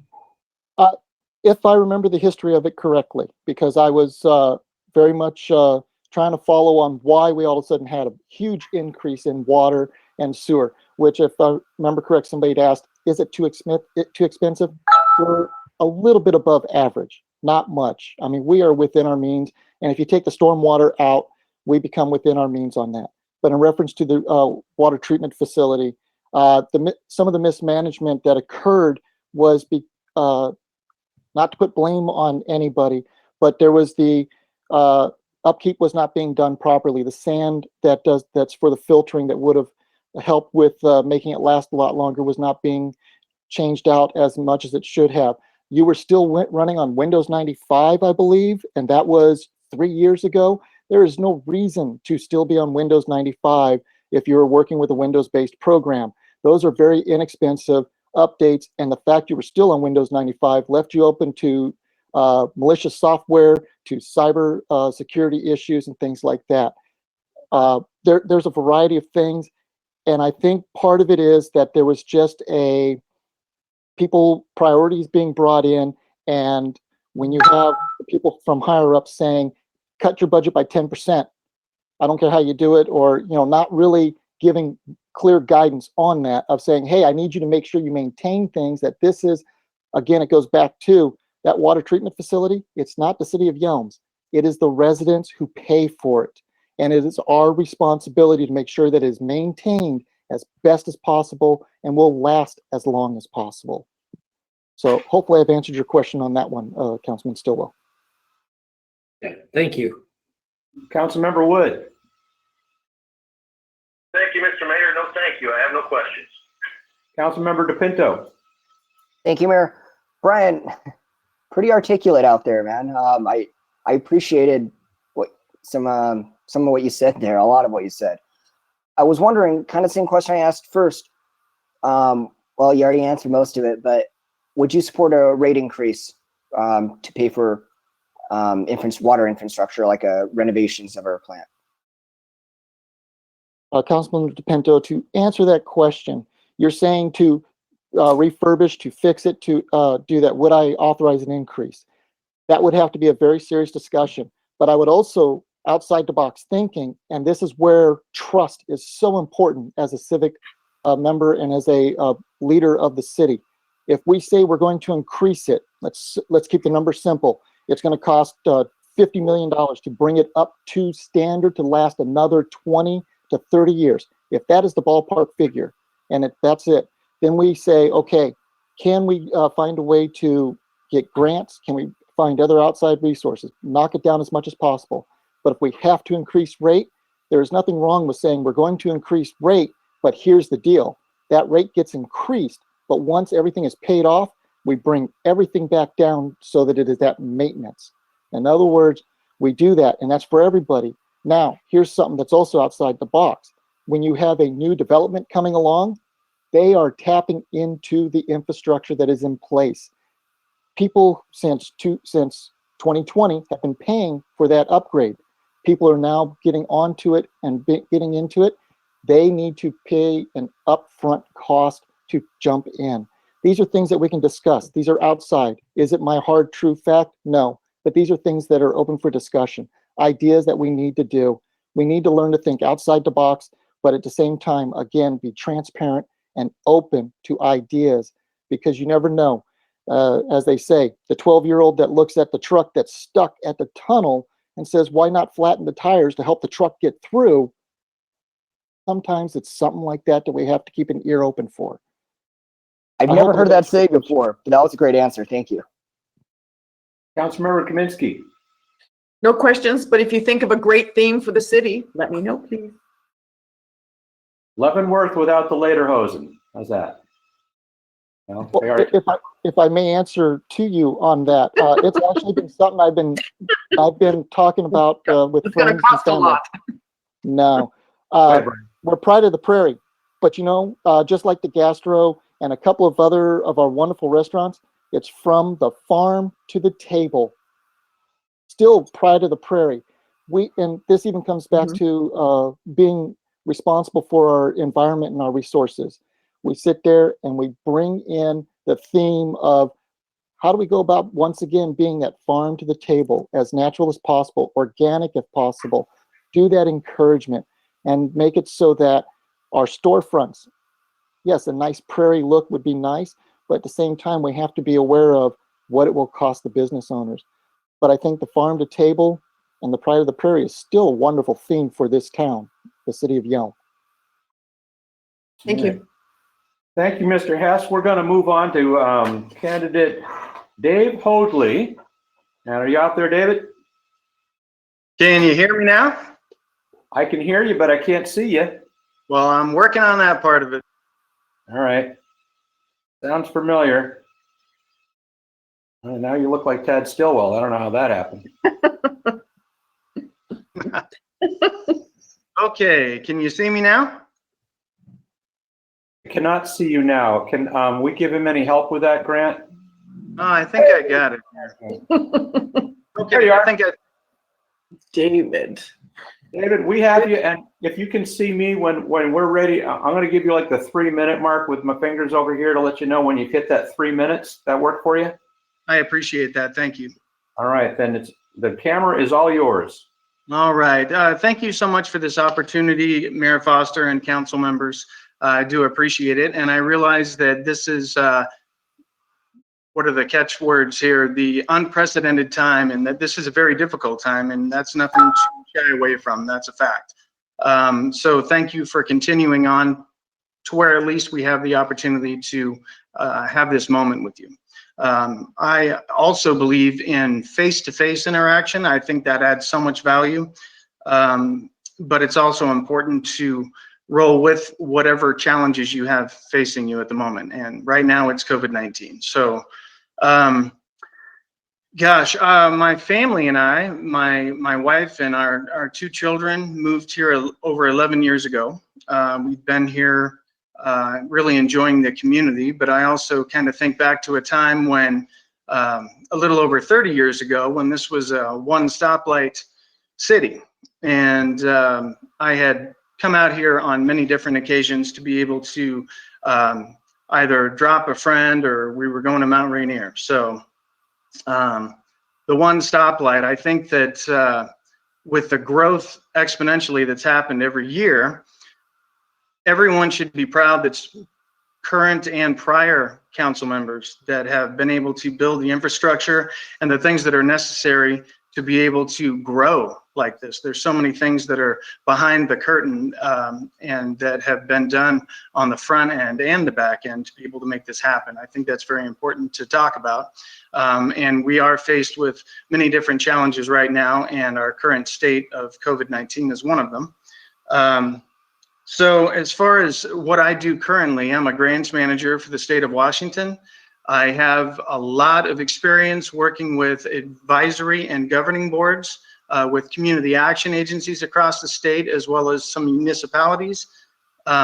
We have gone out and done our monitoring and had an opportunity to speak with board presidents and sit down and talk about their bylaws and some things that govern them, and also go over what constitutes a quorum, how many members they have listed in their bylaws, etc. And this is a perfect opportunity, as we love Yelm the way we do, and for the foreseeable future, we plan to stay here. We're proud of where we live, and this is the ultimate act of service to give back to the community, in my estimation. Some of the things that I feel very strongly about, as far as some things that I'd like to see happen, as asked on the application itself, would be that the Yelm Main Street revitalization. Councilmember Kaminsky had mentioned something about that earlier, and I do appreciate those comments. an effort to revitalize the economy and the appearance of our Main Street and downtown commercial districts, using the community's unique heritage and attributes. We are the pride of the prairie. I think it's really important to stay with that. We have a great museum here in Yelm that we go to at least a couple of times a year just to go back in and really kind of revel in how far the city has come. Another main portion that I think is very important also. Dave? Yes. I'm going to cut you off only because I've been pretty strict about everybody hitting the 3-minute mark. You're at 3:40 right now. Okay. So I appreciate your opening comments, and we can certainly open up to as many questions as people feel like you've engendered with your beginning comments. So thank you for that. And I'll start with Councilmember Blair. I'll go ahead and just ask, what was your second focus? Thank you. My second focus is actually, and it really wasn't in any particular order. They were just kind of my top three, but the City of Yelm assets to continue to fund and prioritize improvements to the city's facilities and infrastructure and improve pride in the city was my second. Okay, is that enough, Councilmember Blair? Yeah. Other than that, just since you brought up the downtown stuff, I'll ask the same question that I asked to Joshua. Would you support the city basically mandating local businesses of what their exterior needs to look like? I don't necessarily say mandate. I would say that you need to be able to build those, not only just partnerships, but to be able to build that type of rapport with business owners, to be able to help them realize a little bit more about what could come from being able to have that beautification, to be able to keep things looking a certain way aesthetically, to make it more attractive to people to come into Yelm to shop. All right. Thank you. Councilmember Carmody. Yeah, I'm going to ask the same question to everybody across the board. So how do you feel, what's Yelm's responsibility regarding environmental stewardship? What is Yelm's duty to the Nisqually River Valley and to the town? Well, I think it's really important to know what some of the other facts are surrounding that before I can fully comment. I truly believe that being able to be honest and having a balanced view, having more information on my end to be able to contribute to what I think my opinion would be on the matter. I think it's really important that we have all of the information and that we do some of that research before I can fully answer that question, to be honest with you. I believe that being motivated to serve, part of that is also being a good listener, and I would need to get more information on that. Okay, Councilmember Stillwell.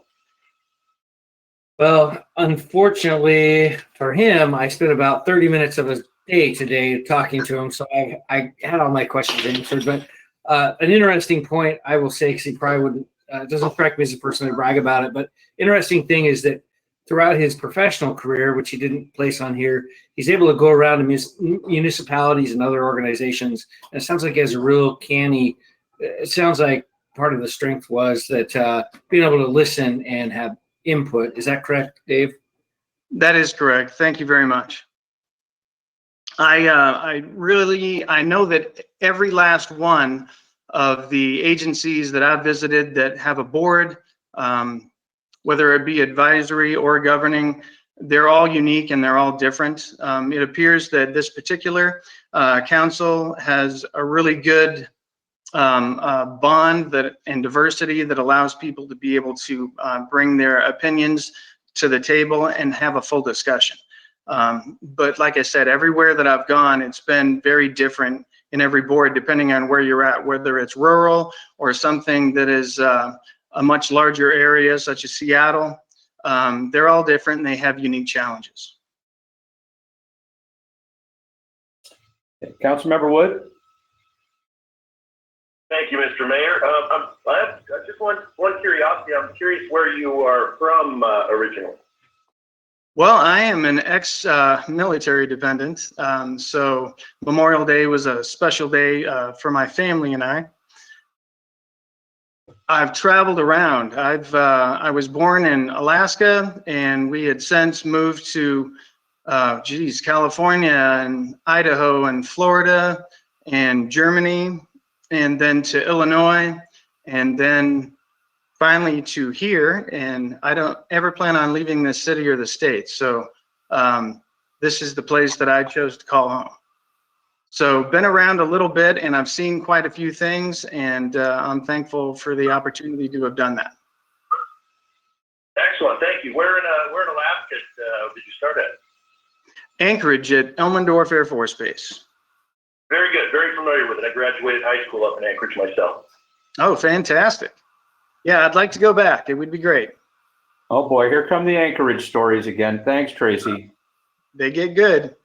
I know they do. Councilmember DePindo. Thank you, Mayor.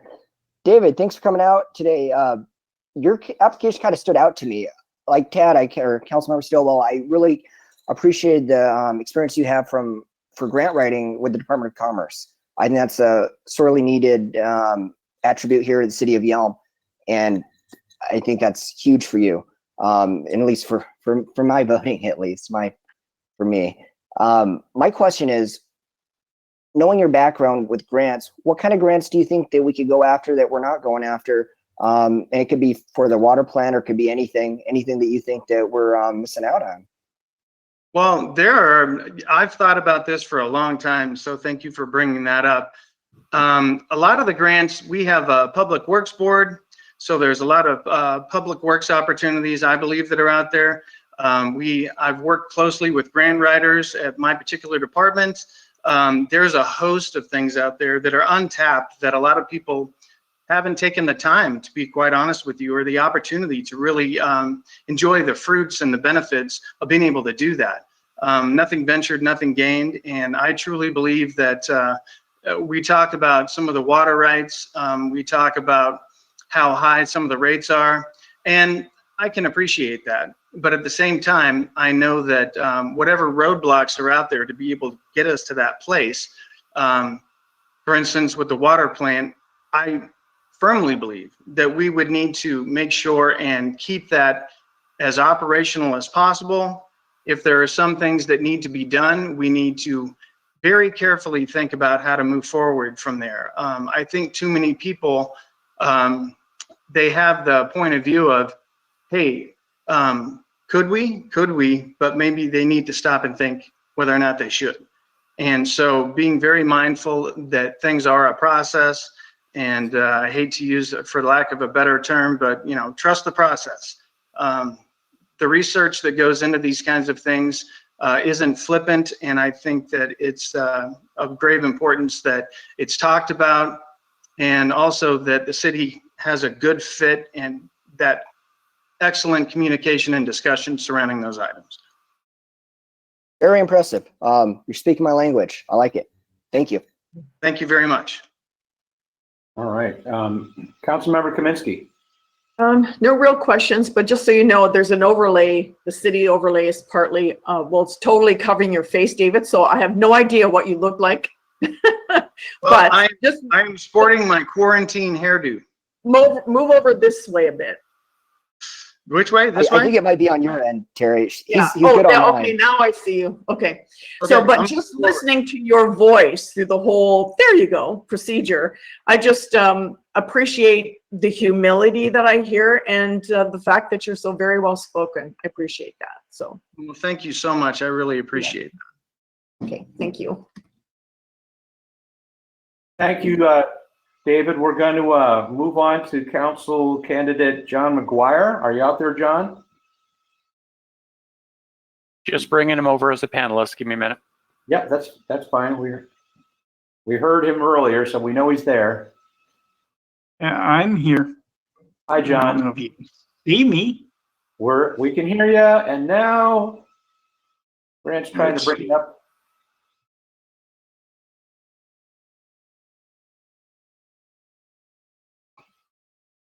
We're all wondering.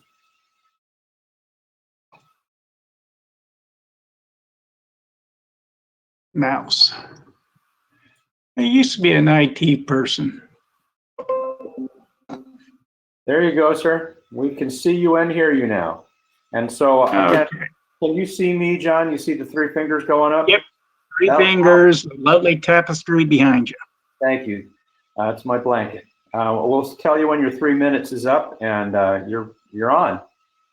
Okay, I'm John McGuire. I've lived here for 40 years. I married into a family that was here when it was a four-way stop sign.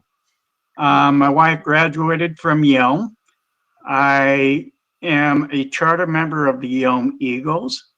I am a retired state employee of 32 years. I was a certified financial government manager, which was awarded by the Washington, D.C. Association of Government Accountants. So my lifetime with the state was with finance, payroll, accounting. I know the general funds. I know all the funding accounts that you guys work with. Those are some of my priorities as far as making sure the city is accountable in their funding. I know there's money coming in, there's money going out, and those accounts have to be looked at.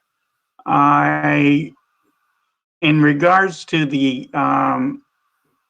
river or the environment of the city of Yelm, Nisqually is on the northern boundary. However, there is a canal that runs through it, which also feeds the Centralia power plant. I never understood why that is by Centralia power plant, but I would like to look into that. The property, as far as I live at, I have a 4-acre plot next to me just being sold to this humanity, Habitat for Humanity. Habitat. And I have lived at my property for 40 years, and my father-in-law sold his property, and they built 18 houses on his 2-point-some acres. Now they're looking at building another 17 houses and townhouses next to me, which I know the water rights are going to be very limited, and it's going to put a hamper on the watershed that the city of Yelm is on. So that's another concern.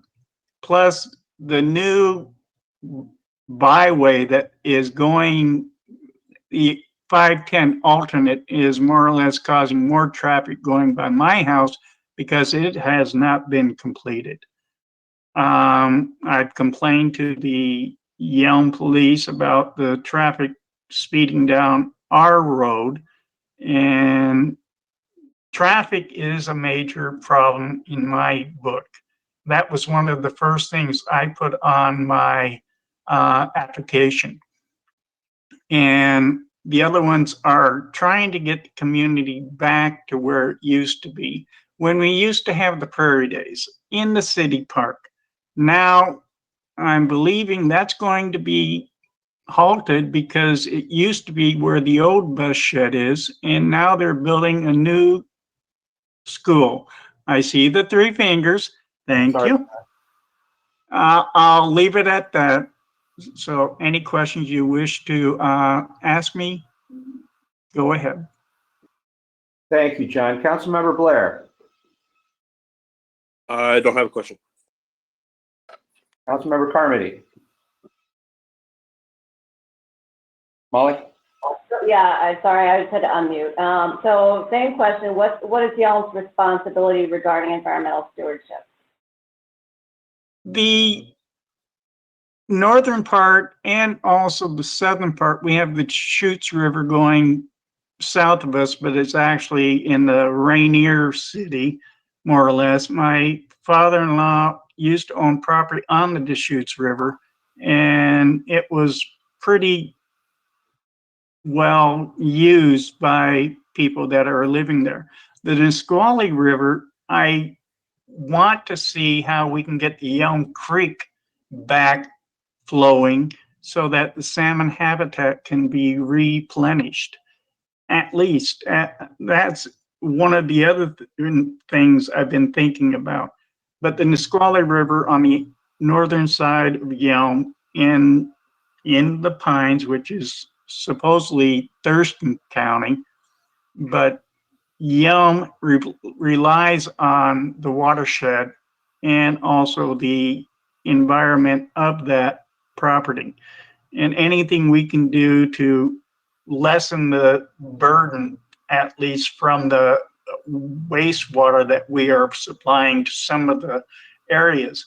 The aquifer has to be looked into and seeing if we need to do another well or something else.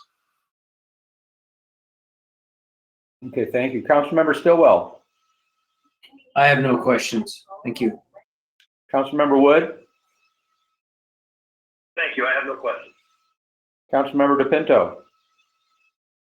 Thank you, Mayor. John, thanks for coming out tonight and interviewing.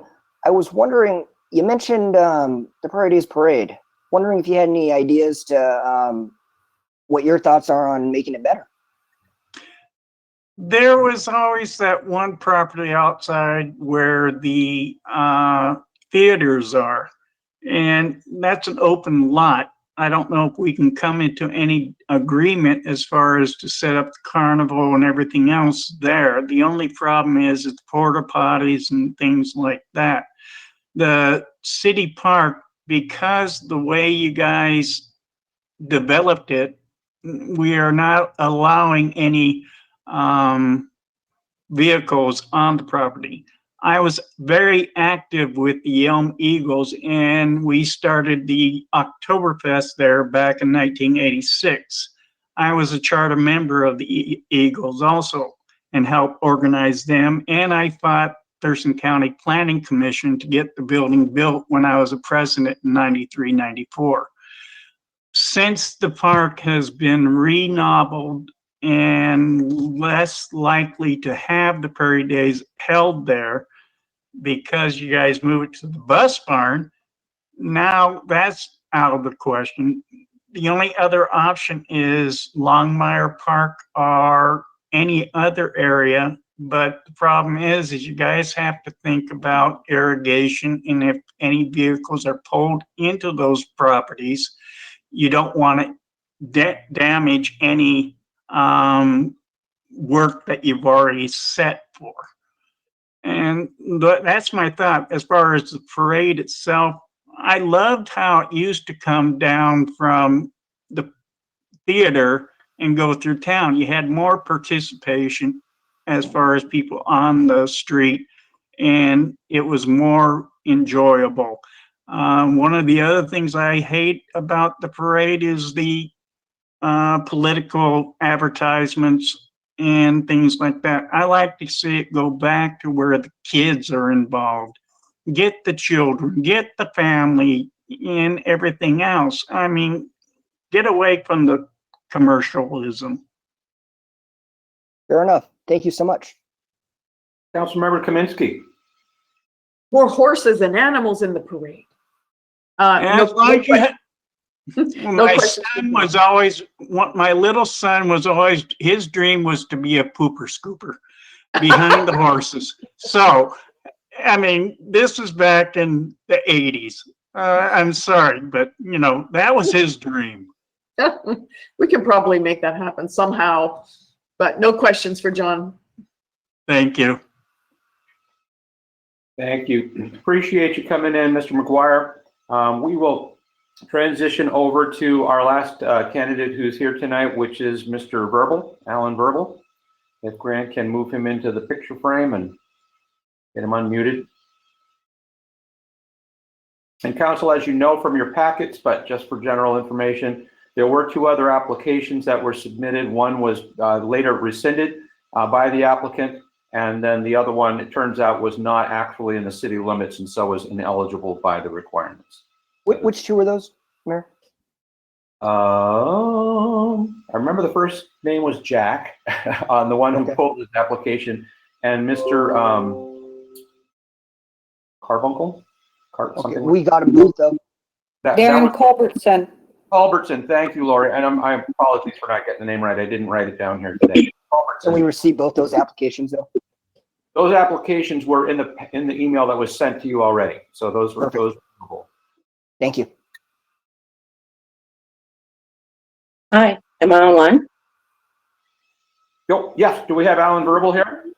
I am Alin Verbal, and I'm not Mr. Verbal. I'm actually Miss Verbal. And I apologize for both of those mistakes. No worries. Thanks for coming on, Ms. Verbal. And I still can't see you to verify your claim. Is there a certain button I should push that I haven't pushed? Grant, can you help out? Is there anything that... I'm not seeing that she has a webcam. I have a webcam on my phone.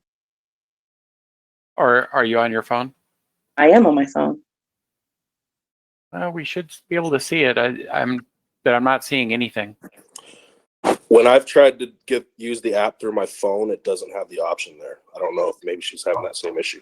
Oh, Yeah, okay. it doesn't give, it just gives me audio options. Oh, okay. Is that sufficient? It certainly is, Ellen. Thank you. We can just visualize you while you speak. And I will not being able to hold up my fingers for, I can see you. I can wonderful. see you. I can see your fingers. Then here's Yep, my I see 3 them. And when we hit the 3-minute mark, I'll let you know. And thank you again for your patience in waiting through this process. And the mic anyway is yours. Go ahead. I am Alin Verbal, and I am the mother of 3 children, 2 adult children who don't live with me, thank you. One who lives in Seoul, Korea after graduating college, and the other who lives in Detroit. So I'm down to my last child who is about to turn 11. My last child and my last dog. And my mother has always accused me of joining the ranks of the overly educated and not using my degrees. So after staring at a map for 4 years, when my 2 oldest were in high school in Detroit, I decided I was moving to Washington. And in my 4th year of moving to Washington, I decided I was moving to Yelm because I put myself on a 5-year plan. So I have lived here as a homeowner since last year. I have 2 law degrees. I have a basic Juris Doctorate, and I have an LLM in environmental law. So as to the environmental question, my children tease me because it pains me to see trees being cut down. I feel like I can hear their screams and the importance of carbon sinks and the importance of watershed rights and how we are connected to nature and we need to kind of work that out. And I'm a servant at heart. I want to serve, and I've done many things in my life and lived many places. So I've done community planning development with HUD. So I know CAPERS, Consolidated Plans and Annual Plans. I've done fair housing investigative work. I currently work for the Department of Veterans Affairs, where I make decisions. I'm basically have always worked in a production-driven environment, which requires me to read, analyze, and interpret data and quickly make sound decisions. And during this COVID-19, I'm working under this legal term called force majeure, which basically means I have to make decisions on the evidence of record because we can't get veterans in for exams.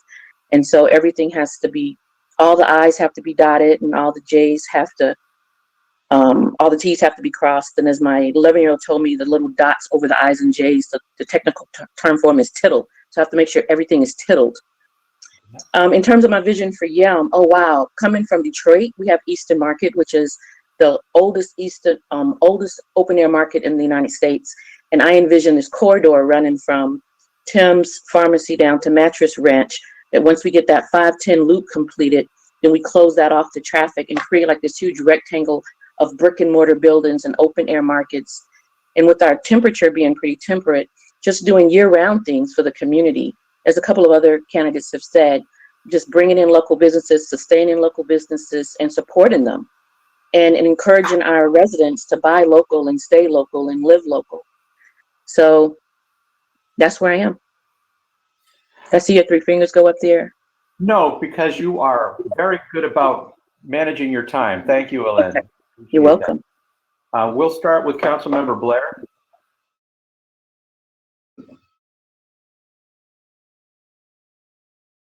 Oh, there it is. Sorry, I kept trying to hit the mic button and it wasn't hitting it. I just want to say thank you for applying. And I know some people might say about not living here as long. Some people make a big issue about that. Me, myself, I haven't been here as long, and I don't definitely do not see the amount of time you've been here as being a factor of whether you would be a good candidate or not. From what I'm hearing, I like what you have to say. I'm sure there would be things we might not agree on, but you sound like a great person, and I'm interested to hear what questions everyone else has. All right, thank you. Councilmember Carmody. Okay, same question. What do you believe Yelm's responsibility regarding environmental stewardship? What's our duty to the Nisqually River Basin and to the town? I think it's about partnership. I think that we need to connect with the tribe, all the local tribes, particularly the Nisqually tribe. I think we need to connect with each other and figure out what are our priorities. What is it that we want this world to look like, this community to look like in the next 10 to 15 years? What is it we have to do? Do we have to plant more trees? Do we have to clear underbrush? Do we have to work on salmon habitat? And these are conversations we need to have, knowing that we all are going to probably have different priorities, and figure out how to communicate and just listen to one another and make the plan. Okay. Councilmember Stillwell. I have no questions. Thank you. Okay. Councilmember Wood. Thank you, Mr. Mayor. I also have no questions. Okay. Councilmember DePino. Thank you, Mayor. First of all, thank you for coming in. It's Aylin? Is that how I pronounce that right? Aylin? It's Alin.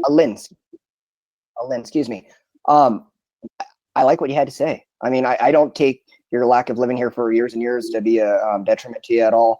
You're very articulate in your speaking. My question, because my buddy Dwayne says you always got to ask the question. Back to the questions on the water treatment plant. Would you support an increase in our current rates?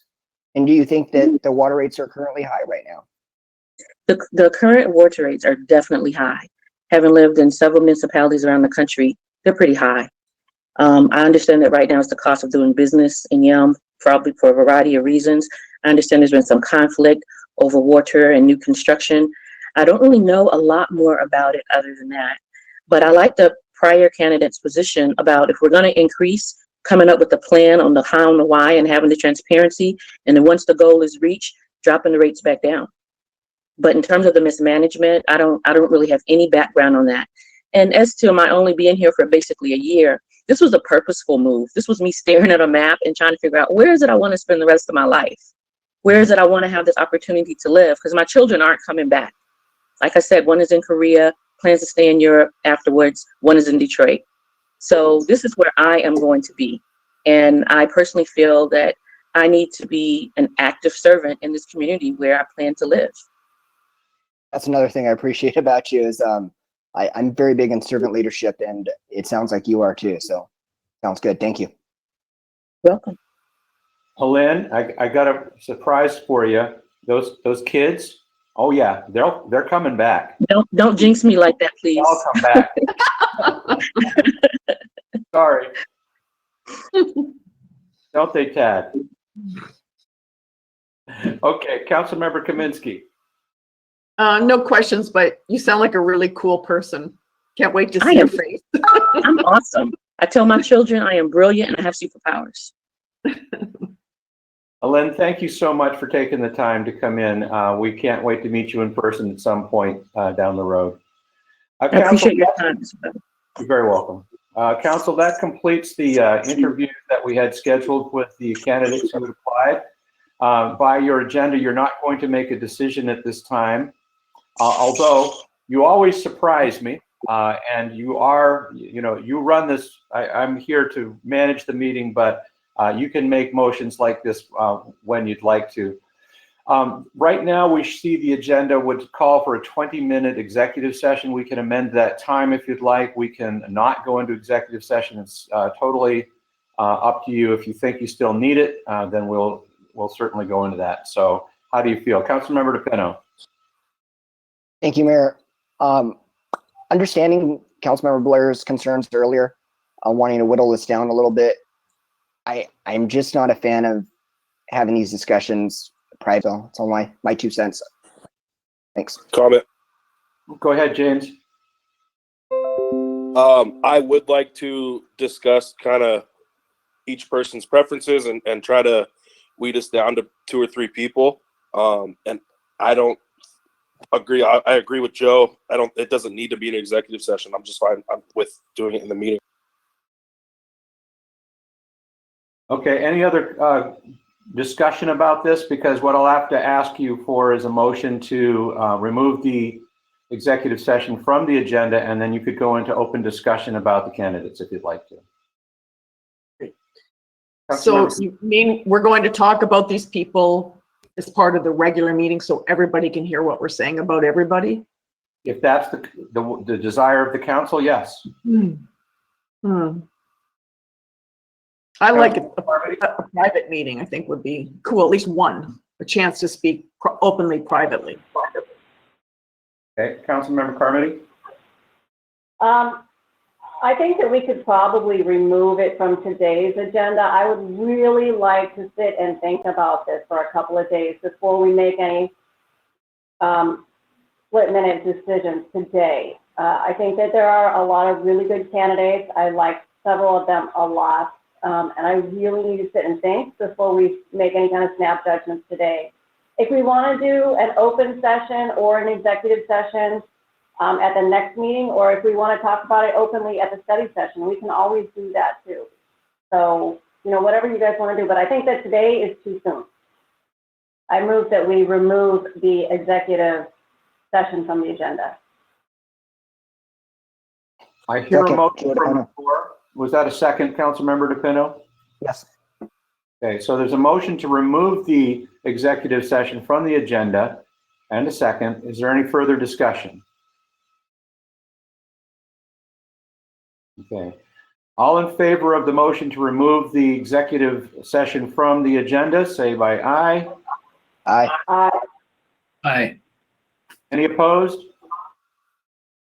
Okay, we've stricken that from the agenda. Make the minutes show that, and then we will look for this to be included as a agenda item on a future meeting.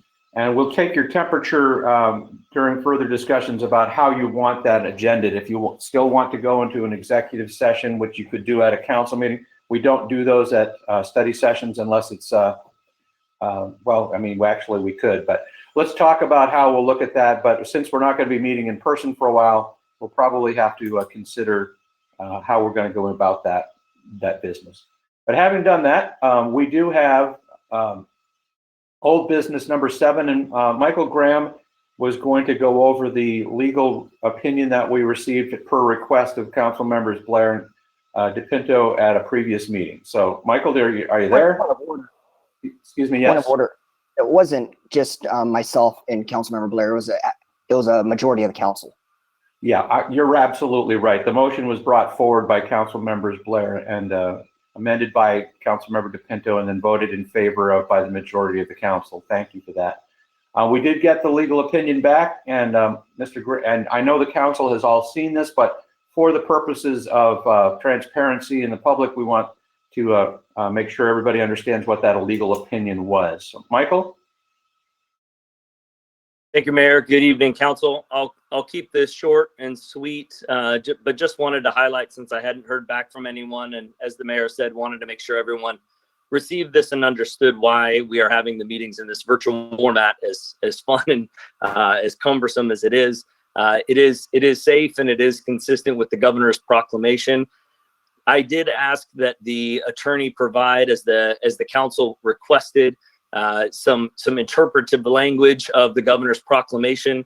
I asked him to do more than just read it to us, which simply states, I'll skip down to the highlights, which says very clearly, any public agency subject to RCW 4230 is prohibited from conducting any meeting subject to RCW 4230 unless the meeting is not conducted in person.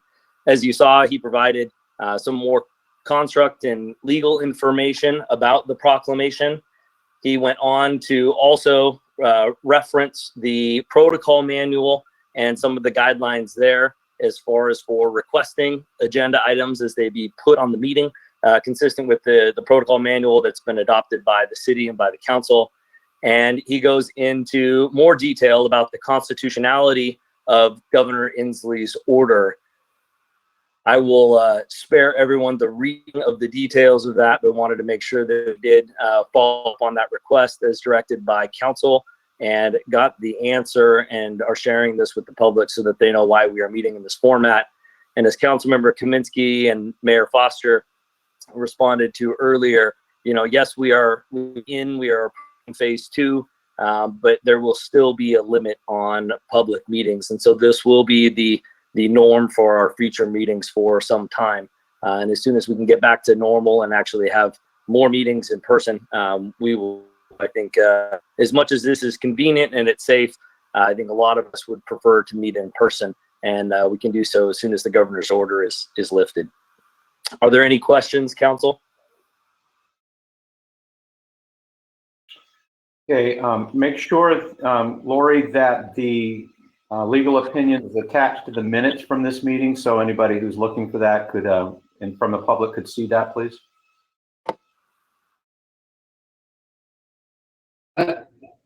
Michael, I do have a question. Do you know what the bill was for that determination? No, I don't, but I can follow up and provide that information. It'll be for sure in your next council packet for you to approve. Okay, no worries. Thank you. Okay, thank you.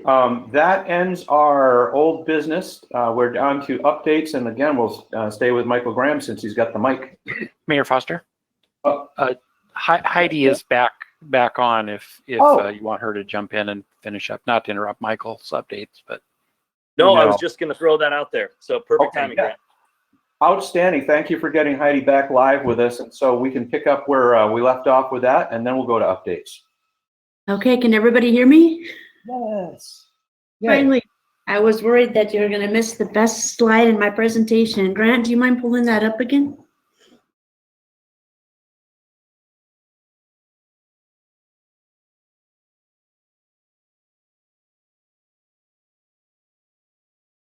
Talking about upcoming things, and I'll just kind of summarize it. So I'm looking for slide 18.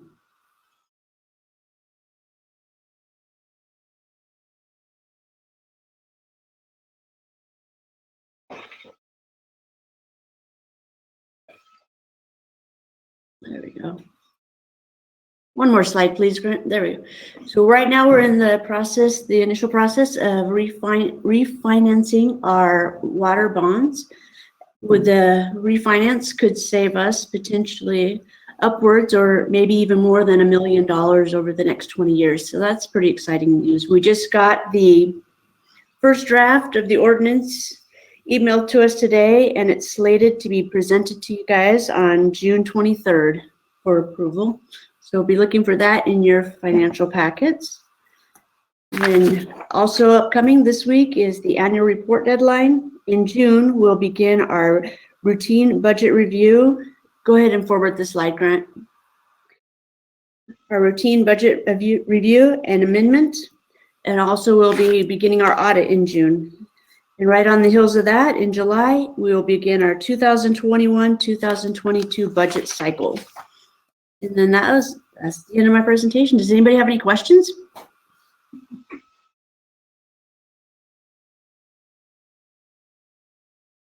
Okay, well, thank you. Well, thank you for being persistent and bringing us those last few slides. Appreciate your work. And folks, that's what finance directors do behind the scenes while, along with bringing up these new forecast models, to be able to investigate and look for an opportunity to save us basically $1 million by refinancing a bond. That's fantastic work. So thank you, Heidi, for making that happen.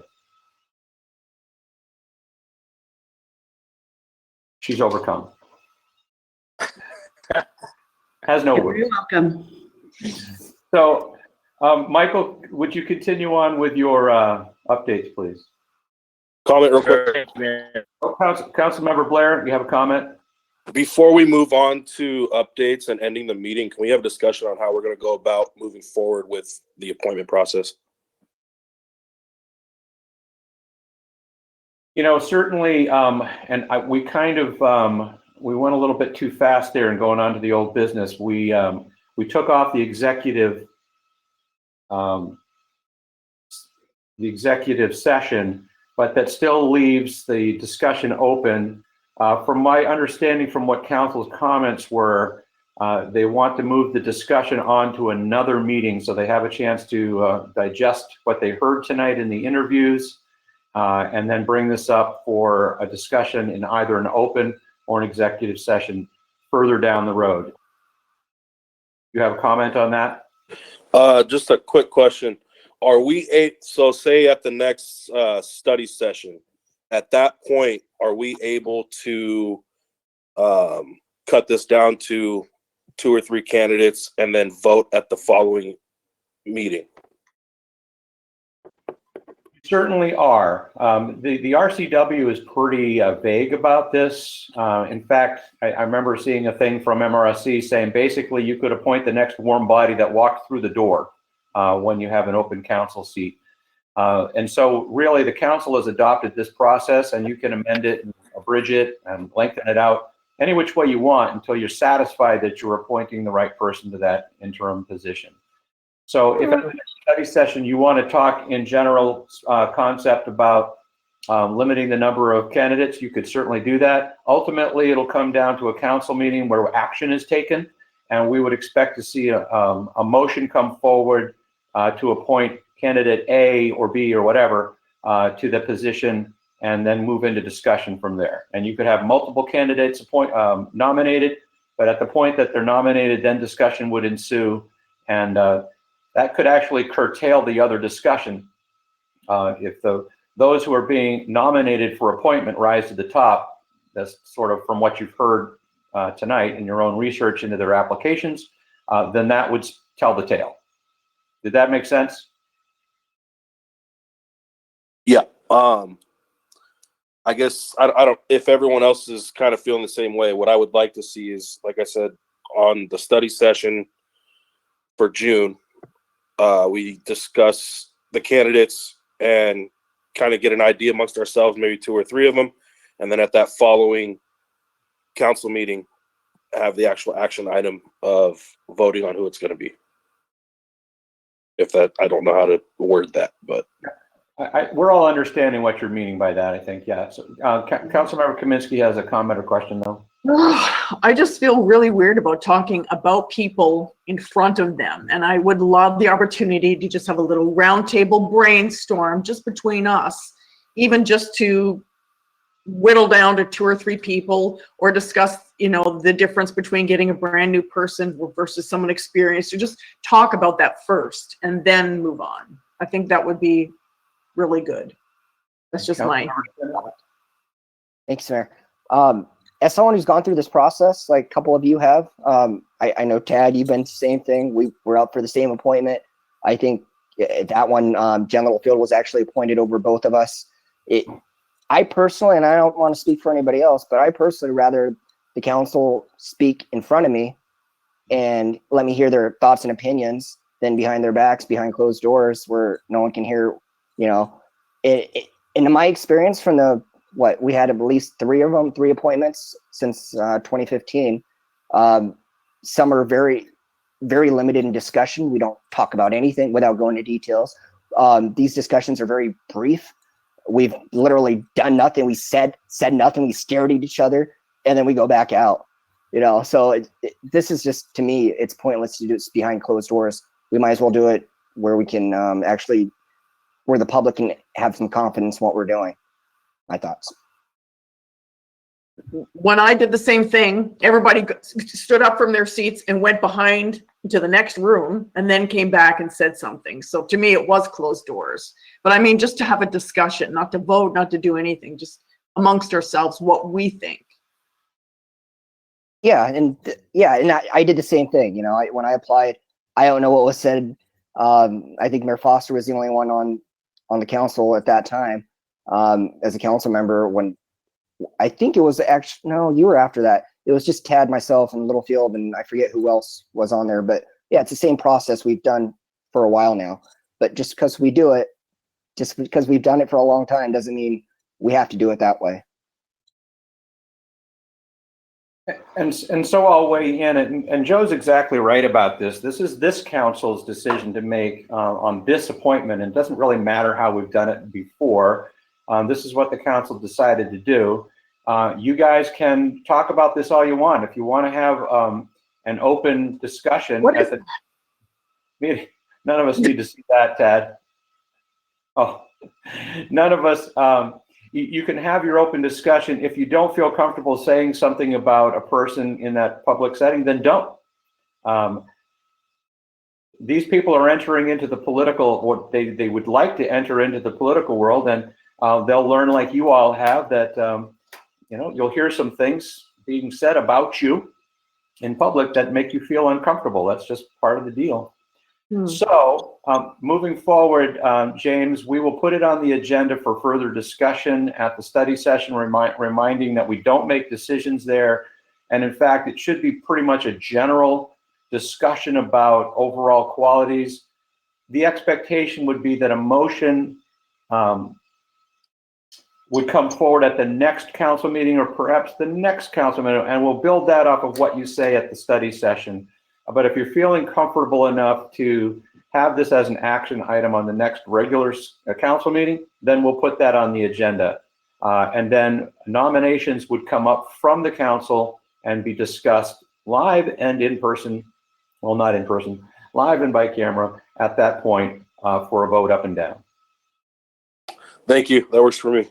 Okay. Everybody okay with moving forward like that? I see a lot of thumbs. Okay, great. Now, and I appreciate you getting us back on track with that. Let's move on to the third try for Michael's updates. And that concludes my remark. Thank you, council. Any questions? That's not true. Come on. But you all wish that it was. No, I'll keep my remarks brief. Just a couple highlights here, and then I'll hand it over to a couple of council members that'll give highlights from the general government and committee.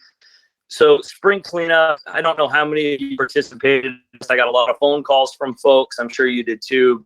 What a fantastic event. Our team did a great job. They ushered in with all the COVID protocols. There were folks that lost or did not postcard immediately issued and sent out on Friday. They could come and get one and take a dump. Anyway, bottom line is the spring cleanup went off with without a hitch, and there were I think about 100 people that actually took the service in the community, which was a free service that were turned after we were full. They had Rainier, which is still a pretty affordable rate to dispose of our waste. And to compliment our public works team. Looking forward to our meetings here, we will discuss water rights and a. We can't hear you. You're totally breaking up. I will send you all an. All right. Well, since Michael seemed to have has caught the communication problem virus tonight, unless he can get into a better spot from his phone, we'll move on to Councilmember Blair.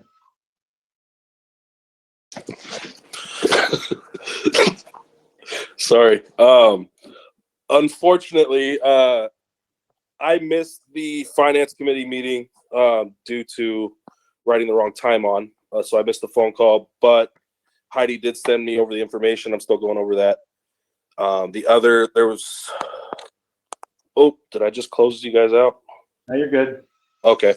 Other than that, last week I was actually on the road.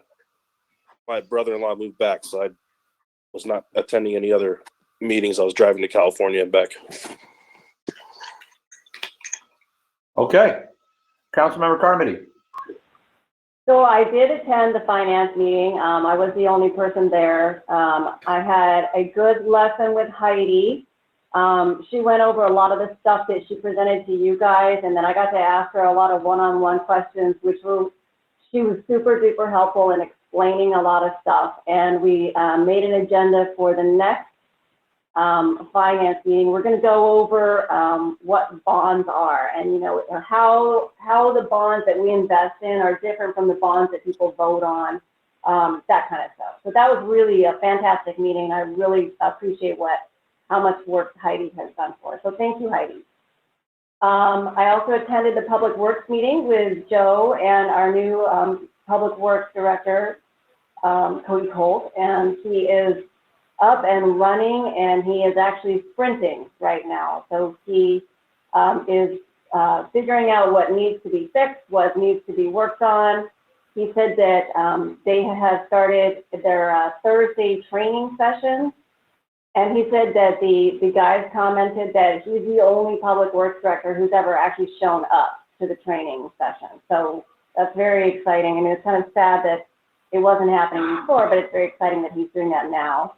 And so he's getting up to speed on the City Works program, getting everything entered in that. So that was fantastic news. I think Joe can cover the rest of that one for me.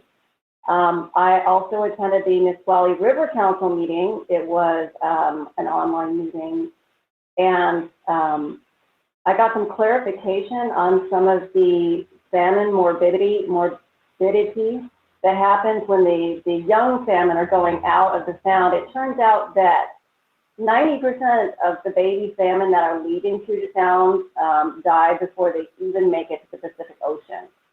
So, and 50% of that is coming from seal kills. So we need to make sure that the seals are kept in check, and to do that, we need to make sure that we have orcas in Puget Sound, which means that we need to make sure that Puget Sound is as clean and as sound-free as possible. So if you think about this, the seals eat 50% of the salmon that go out of Puget Sound. That's a lot. So we really need to keep the seals in check. We need to keep the orcas thriving, and we need to make sure that we really work on salmon thriving while they're leaving. We need to, get rid of all the impediments that keep them from leaving. And a lot of that is pollution. A lot of that is sound. A lot of that is light pollution. A lot of baby fish get hung up around the bridges because there's so many lights shining down the water that it attracts predators. So the baby salmon get eaten right when they're hanging around the bridges, and then, the bridges themselves confuse the salmon. So, it's up to us humans to really fix a lot of the problems that we've created. Otherwise, we're not going to have any salmon. It's just not. It's going to be an industry that is destroyed, and that's up to us to fix it. I missed the intercity transit meeting, but I got the minutes. Not a whole lot's happening. They're still working slowly towards reopening for the COVID basis. That's all I have. Thanks. Very good. Councilmember Stillwell. Yes, last week I attended the study meeting, and there's a lot of great information. I'm going to follow up. Tenino has their wooden script, which was really interesting. I'm going to follow up on that. They're using it so that people can trade it in for, sounds like utilities or something. And I need to talk to George Sharp and those guys down there together and see how it is working, see if it's working. Super interesting concepts, though, that everybody's being really creative in helping and during this pandemic. So, and then the commissioner spoke. So it was just really a good meeting. And then today I've been meeting since 4 o'clock today. So city meetings. So first was general governance. And we discussed the CARES Act and a lot of those meetings. Sorry, I've got kids going all over here. So if you hear miscellaneous noises and animals, it's because I'm in a landing where all the kids are. So anyhow, Tracy will go over that in a little more detail. And then after that, we had public safety. And we spoke about the vehicles. There has been a problem with the 2020 vehicles coming out because most of the parts that are coming in to do them are delayed for shipping. So they'll have one out, which leads me to my next week, which the new officer will be rolling out here pretty quick. Well, he's not new, but our new hire. And we were fortunate enough that he only had to take the 2-week course for the academy rather than the full thing because he'd been a state patrolman. And the chief was able to get the academy to agree to send him through the abbreviated one because he'd been a state patrolman 62 months ago instead of 60 months was the cutoff. That was really a pretty good win for us. And then the last thing, Chief Stansel talked about the mailbox, secure mailbox, and we got some data on that. And this is actually foreign to me. I don't know what happened. So I'll give the data and then we have to discuss it, I guess. So in 2.5 years, there's been 12 mail thefts throughout the city. That was the furthest back he went. And the cost of the city between man hours, reporting, was $208.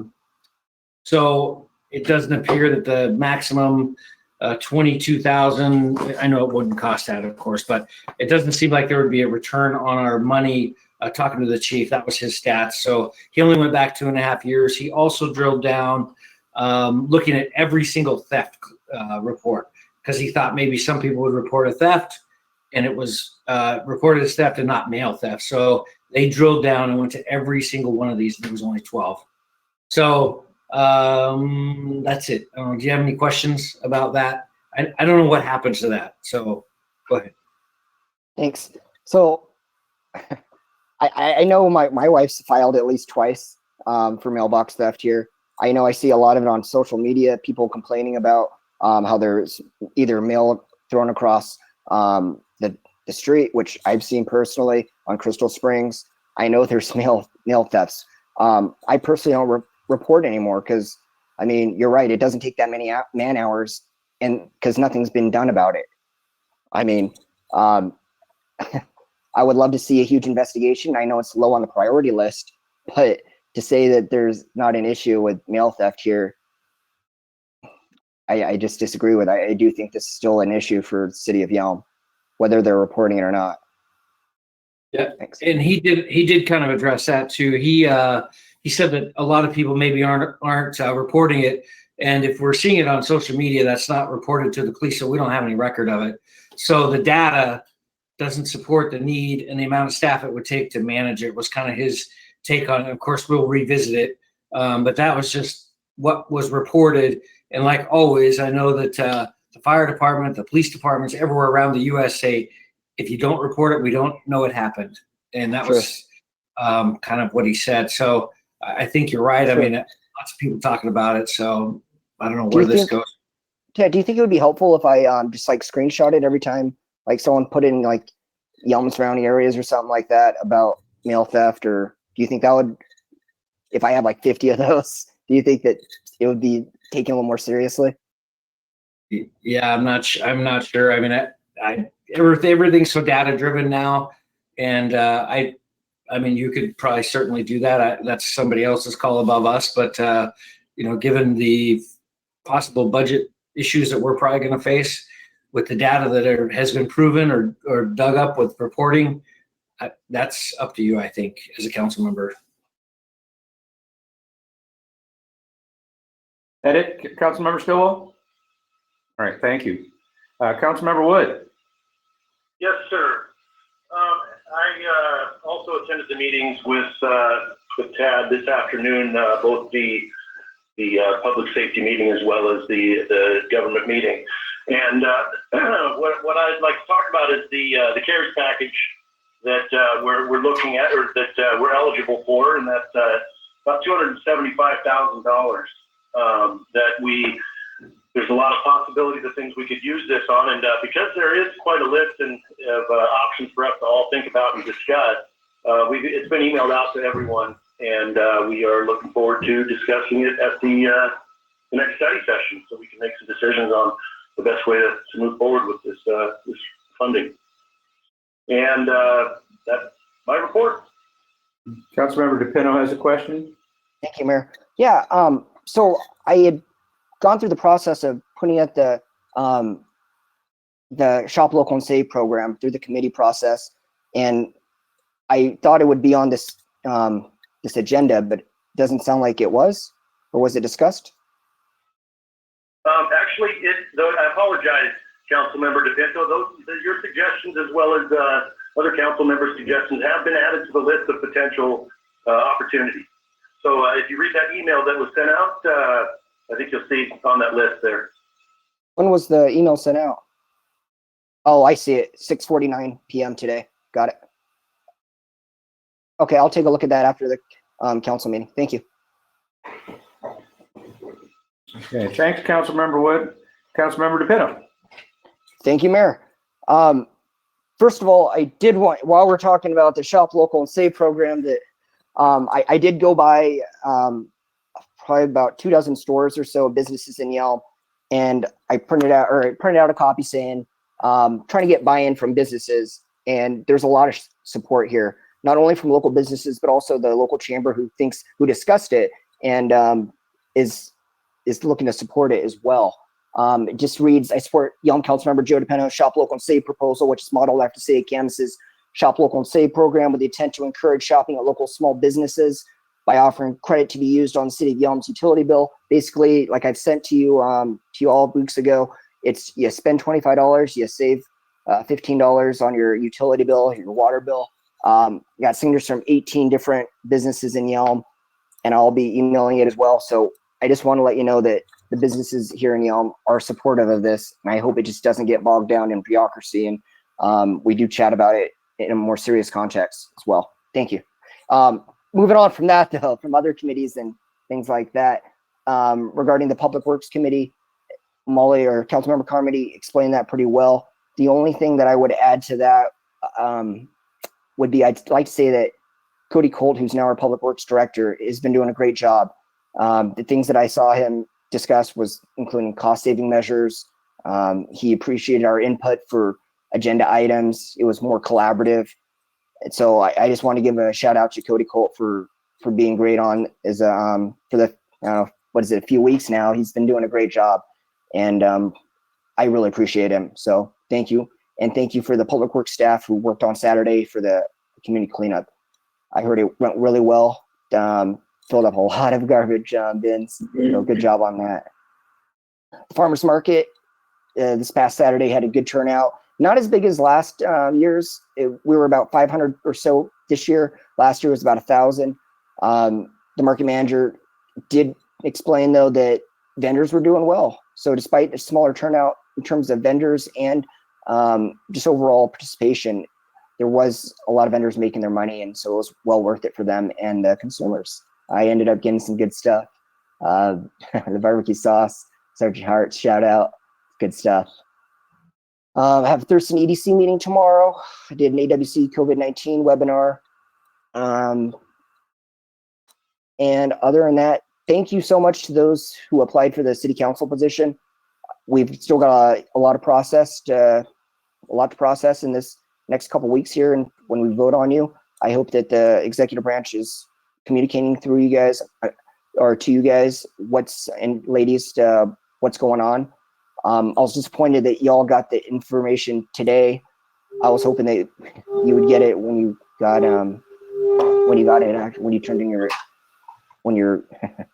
got turned in your application. But anyway, thank you so much for all those that applied, and also just to council. I think by delaying this vote, we're actually saving some taxpayer money too for not having to pay for this month. So there's that. That's all I got. Thank you. Oh, wait, one last thing. SpaceX. It's a historic launch tomorrow. It's the first time in about 9 years an astronaut's taken off from American soil. It's 4:33 p.m. tomorrow Eastern time. It's about 1:33 Pacific Standard. Hope you watch it. Councilmember Kaminsky. And if we've lost Councilmember Wood for some reason, I don't know what happened to him, but he had his shot. Let's see if he tags back in. Go ahead, Councilmember Kaminsky, please.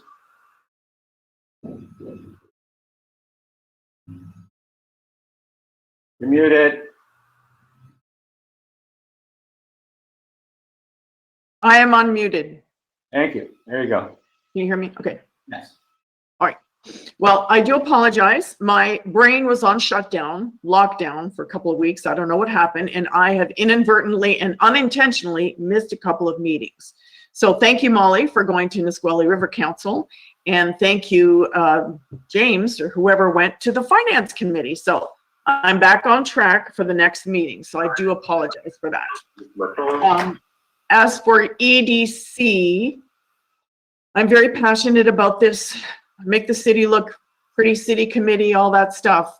It's always about where's the money, who's got the money, and I don't want to ask necessarily business owners for the money. So I did reach out to Steady, to George, to see if there are any funds in his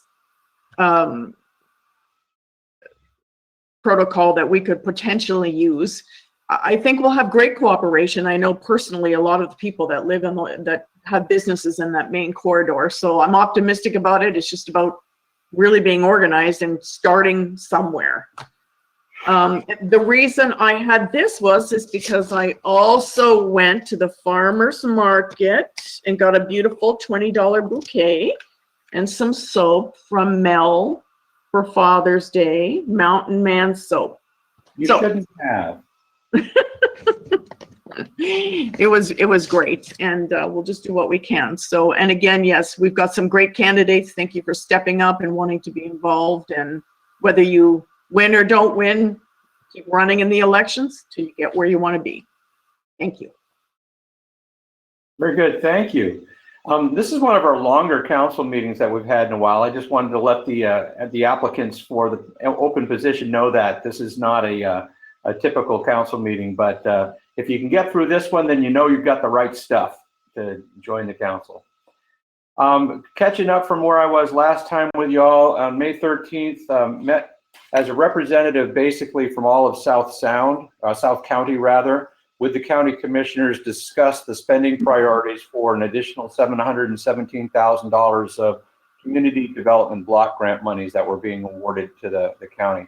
They had some stipulations on it, and at first the county wanted to kind of take that money and use it for some projects that they had going, well, honestly, they wanted to buy a hotel so that they could use that to isolate low to moderate income people who had been needed to be quarantined because of COVID-19. That obviously was way too much of an ask for that amount of money, and so we brought it back home to where they're going to use it to mostly support additional funding in throughout the county for the delivery of foods to people who need them, and then setting up testing sites throughout the county so that people can use that testing to get back into work. So we'll have a continued discussion on that at the end of this week, actually, but it's again an opportunity for us to be regionally effective from our location out in here.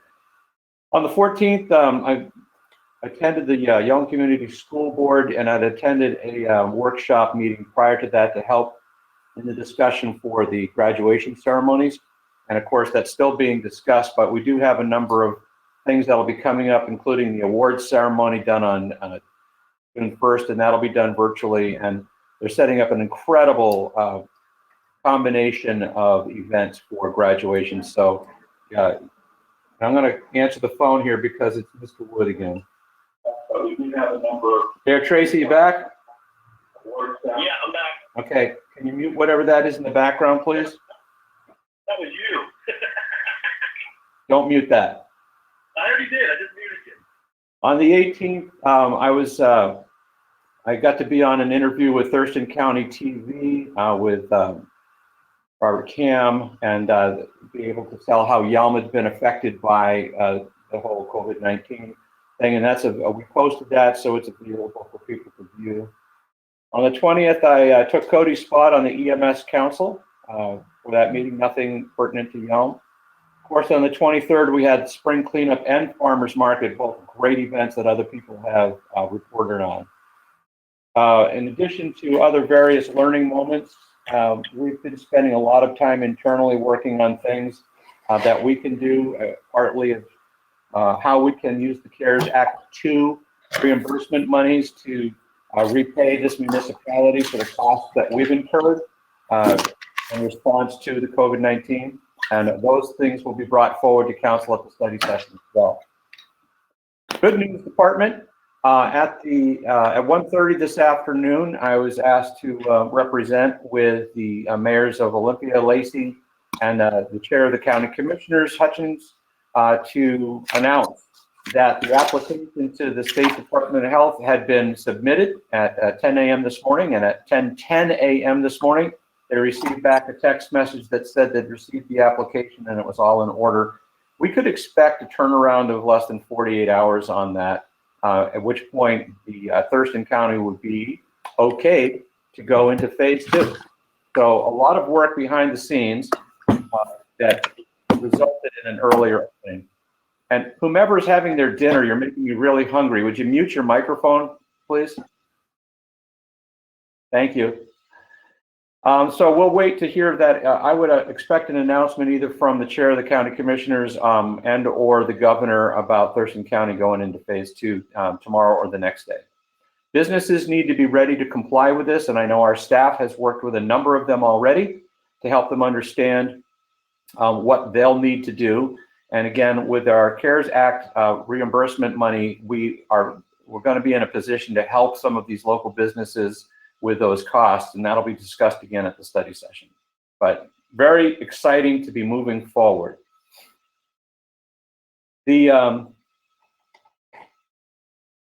one of the points that I made today and in these other meetings, the police chief mentioned that our traffic through Yelm this weekend was approaching near normal traffic volumes for a Memorial Day weekend.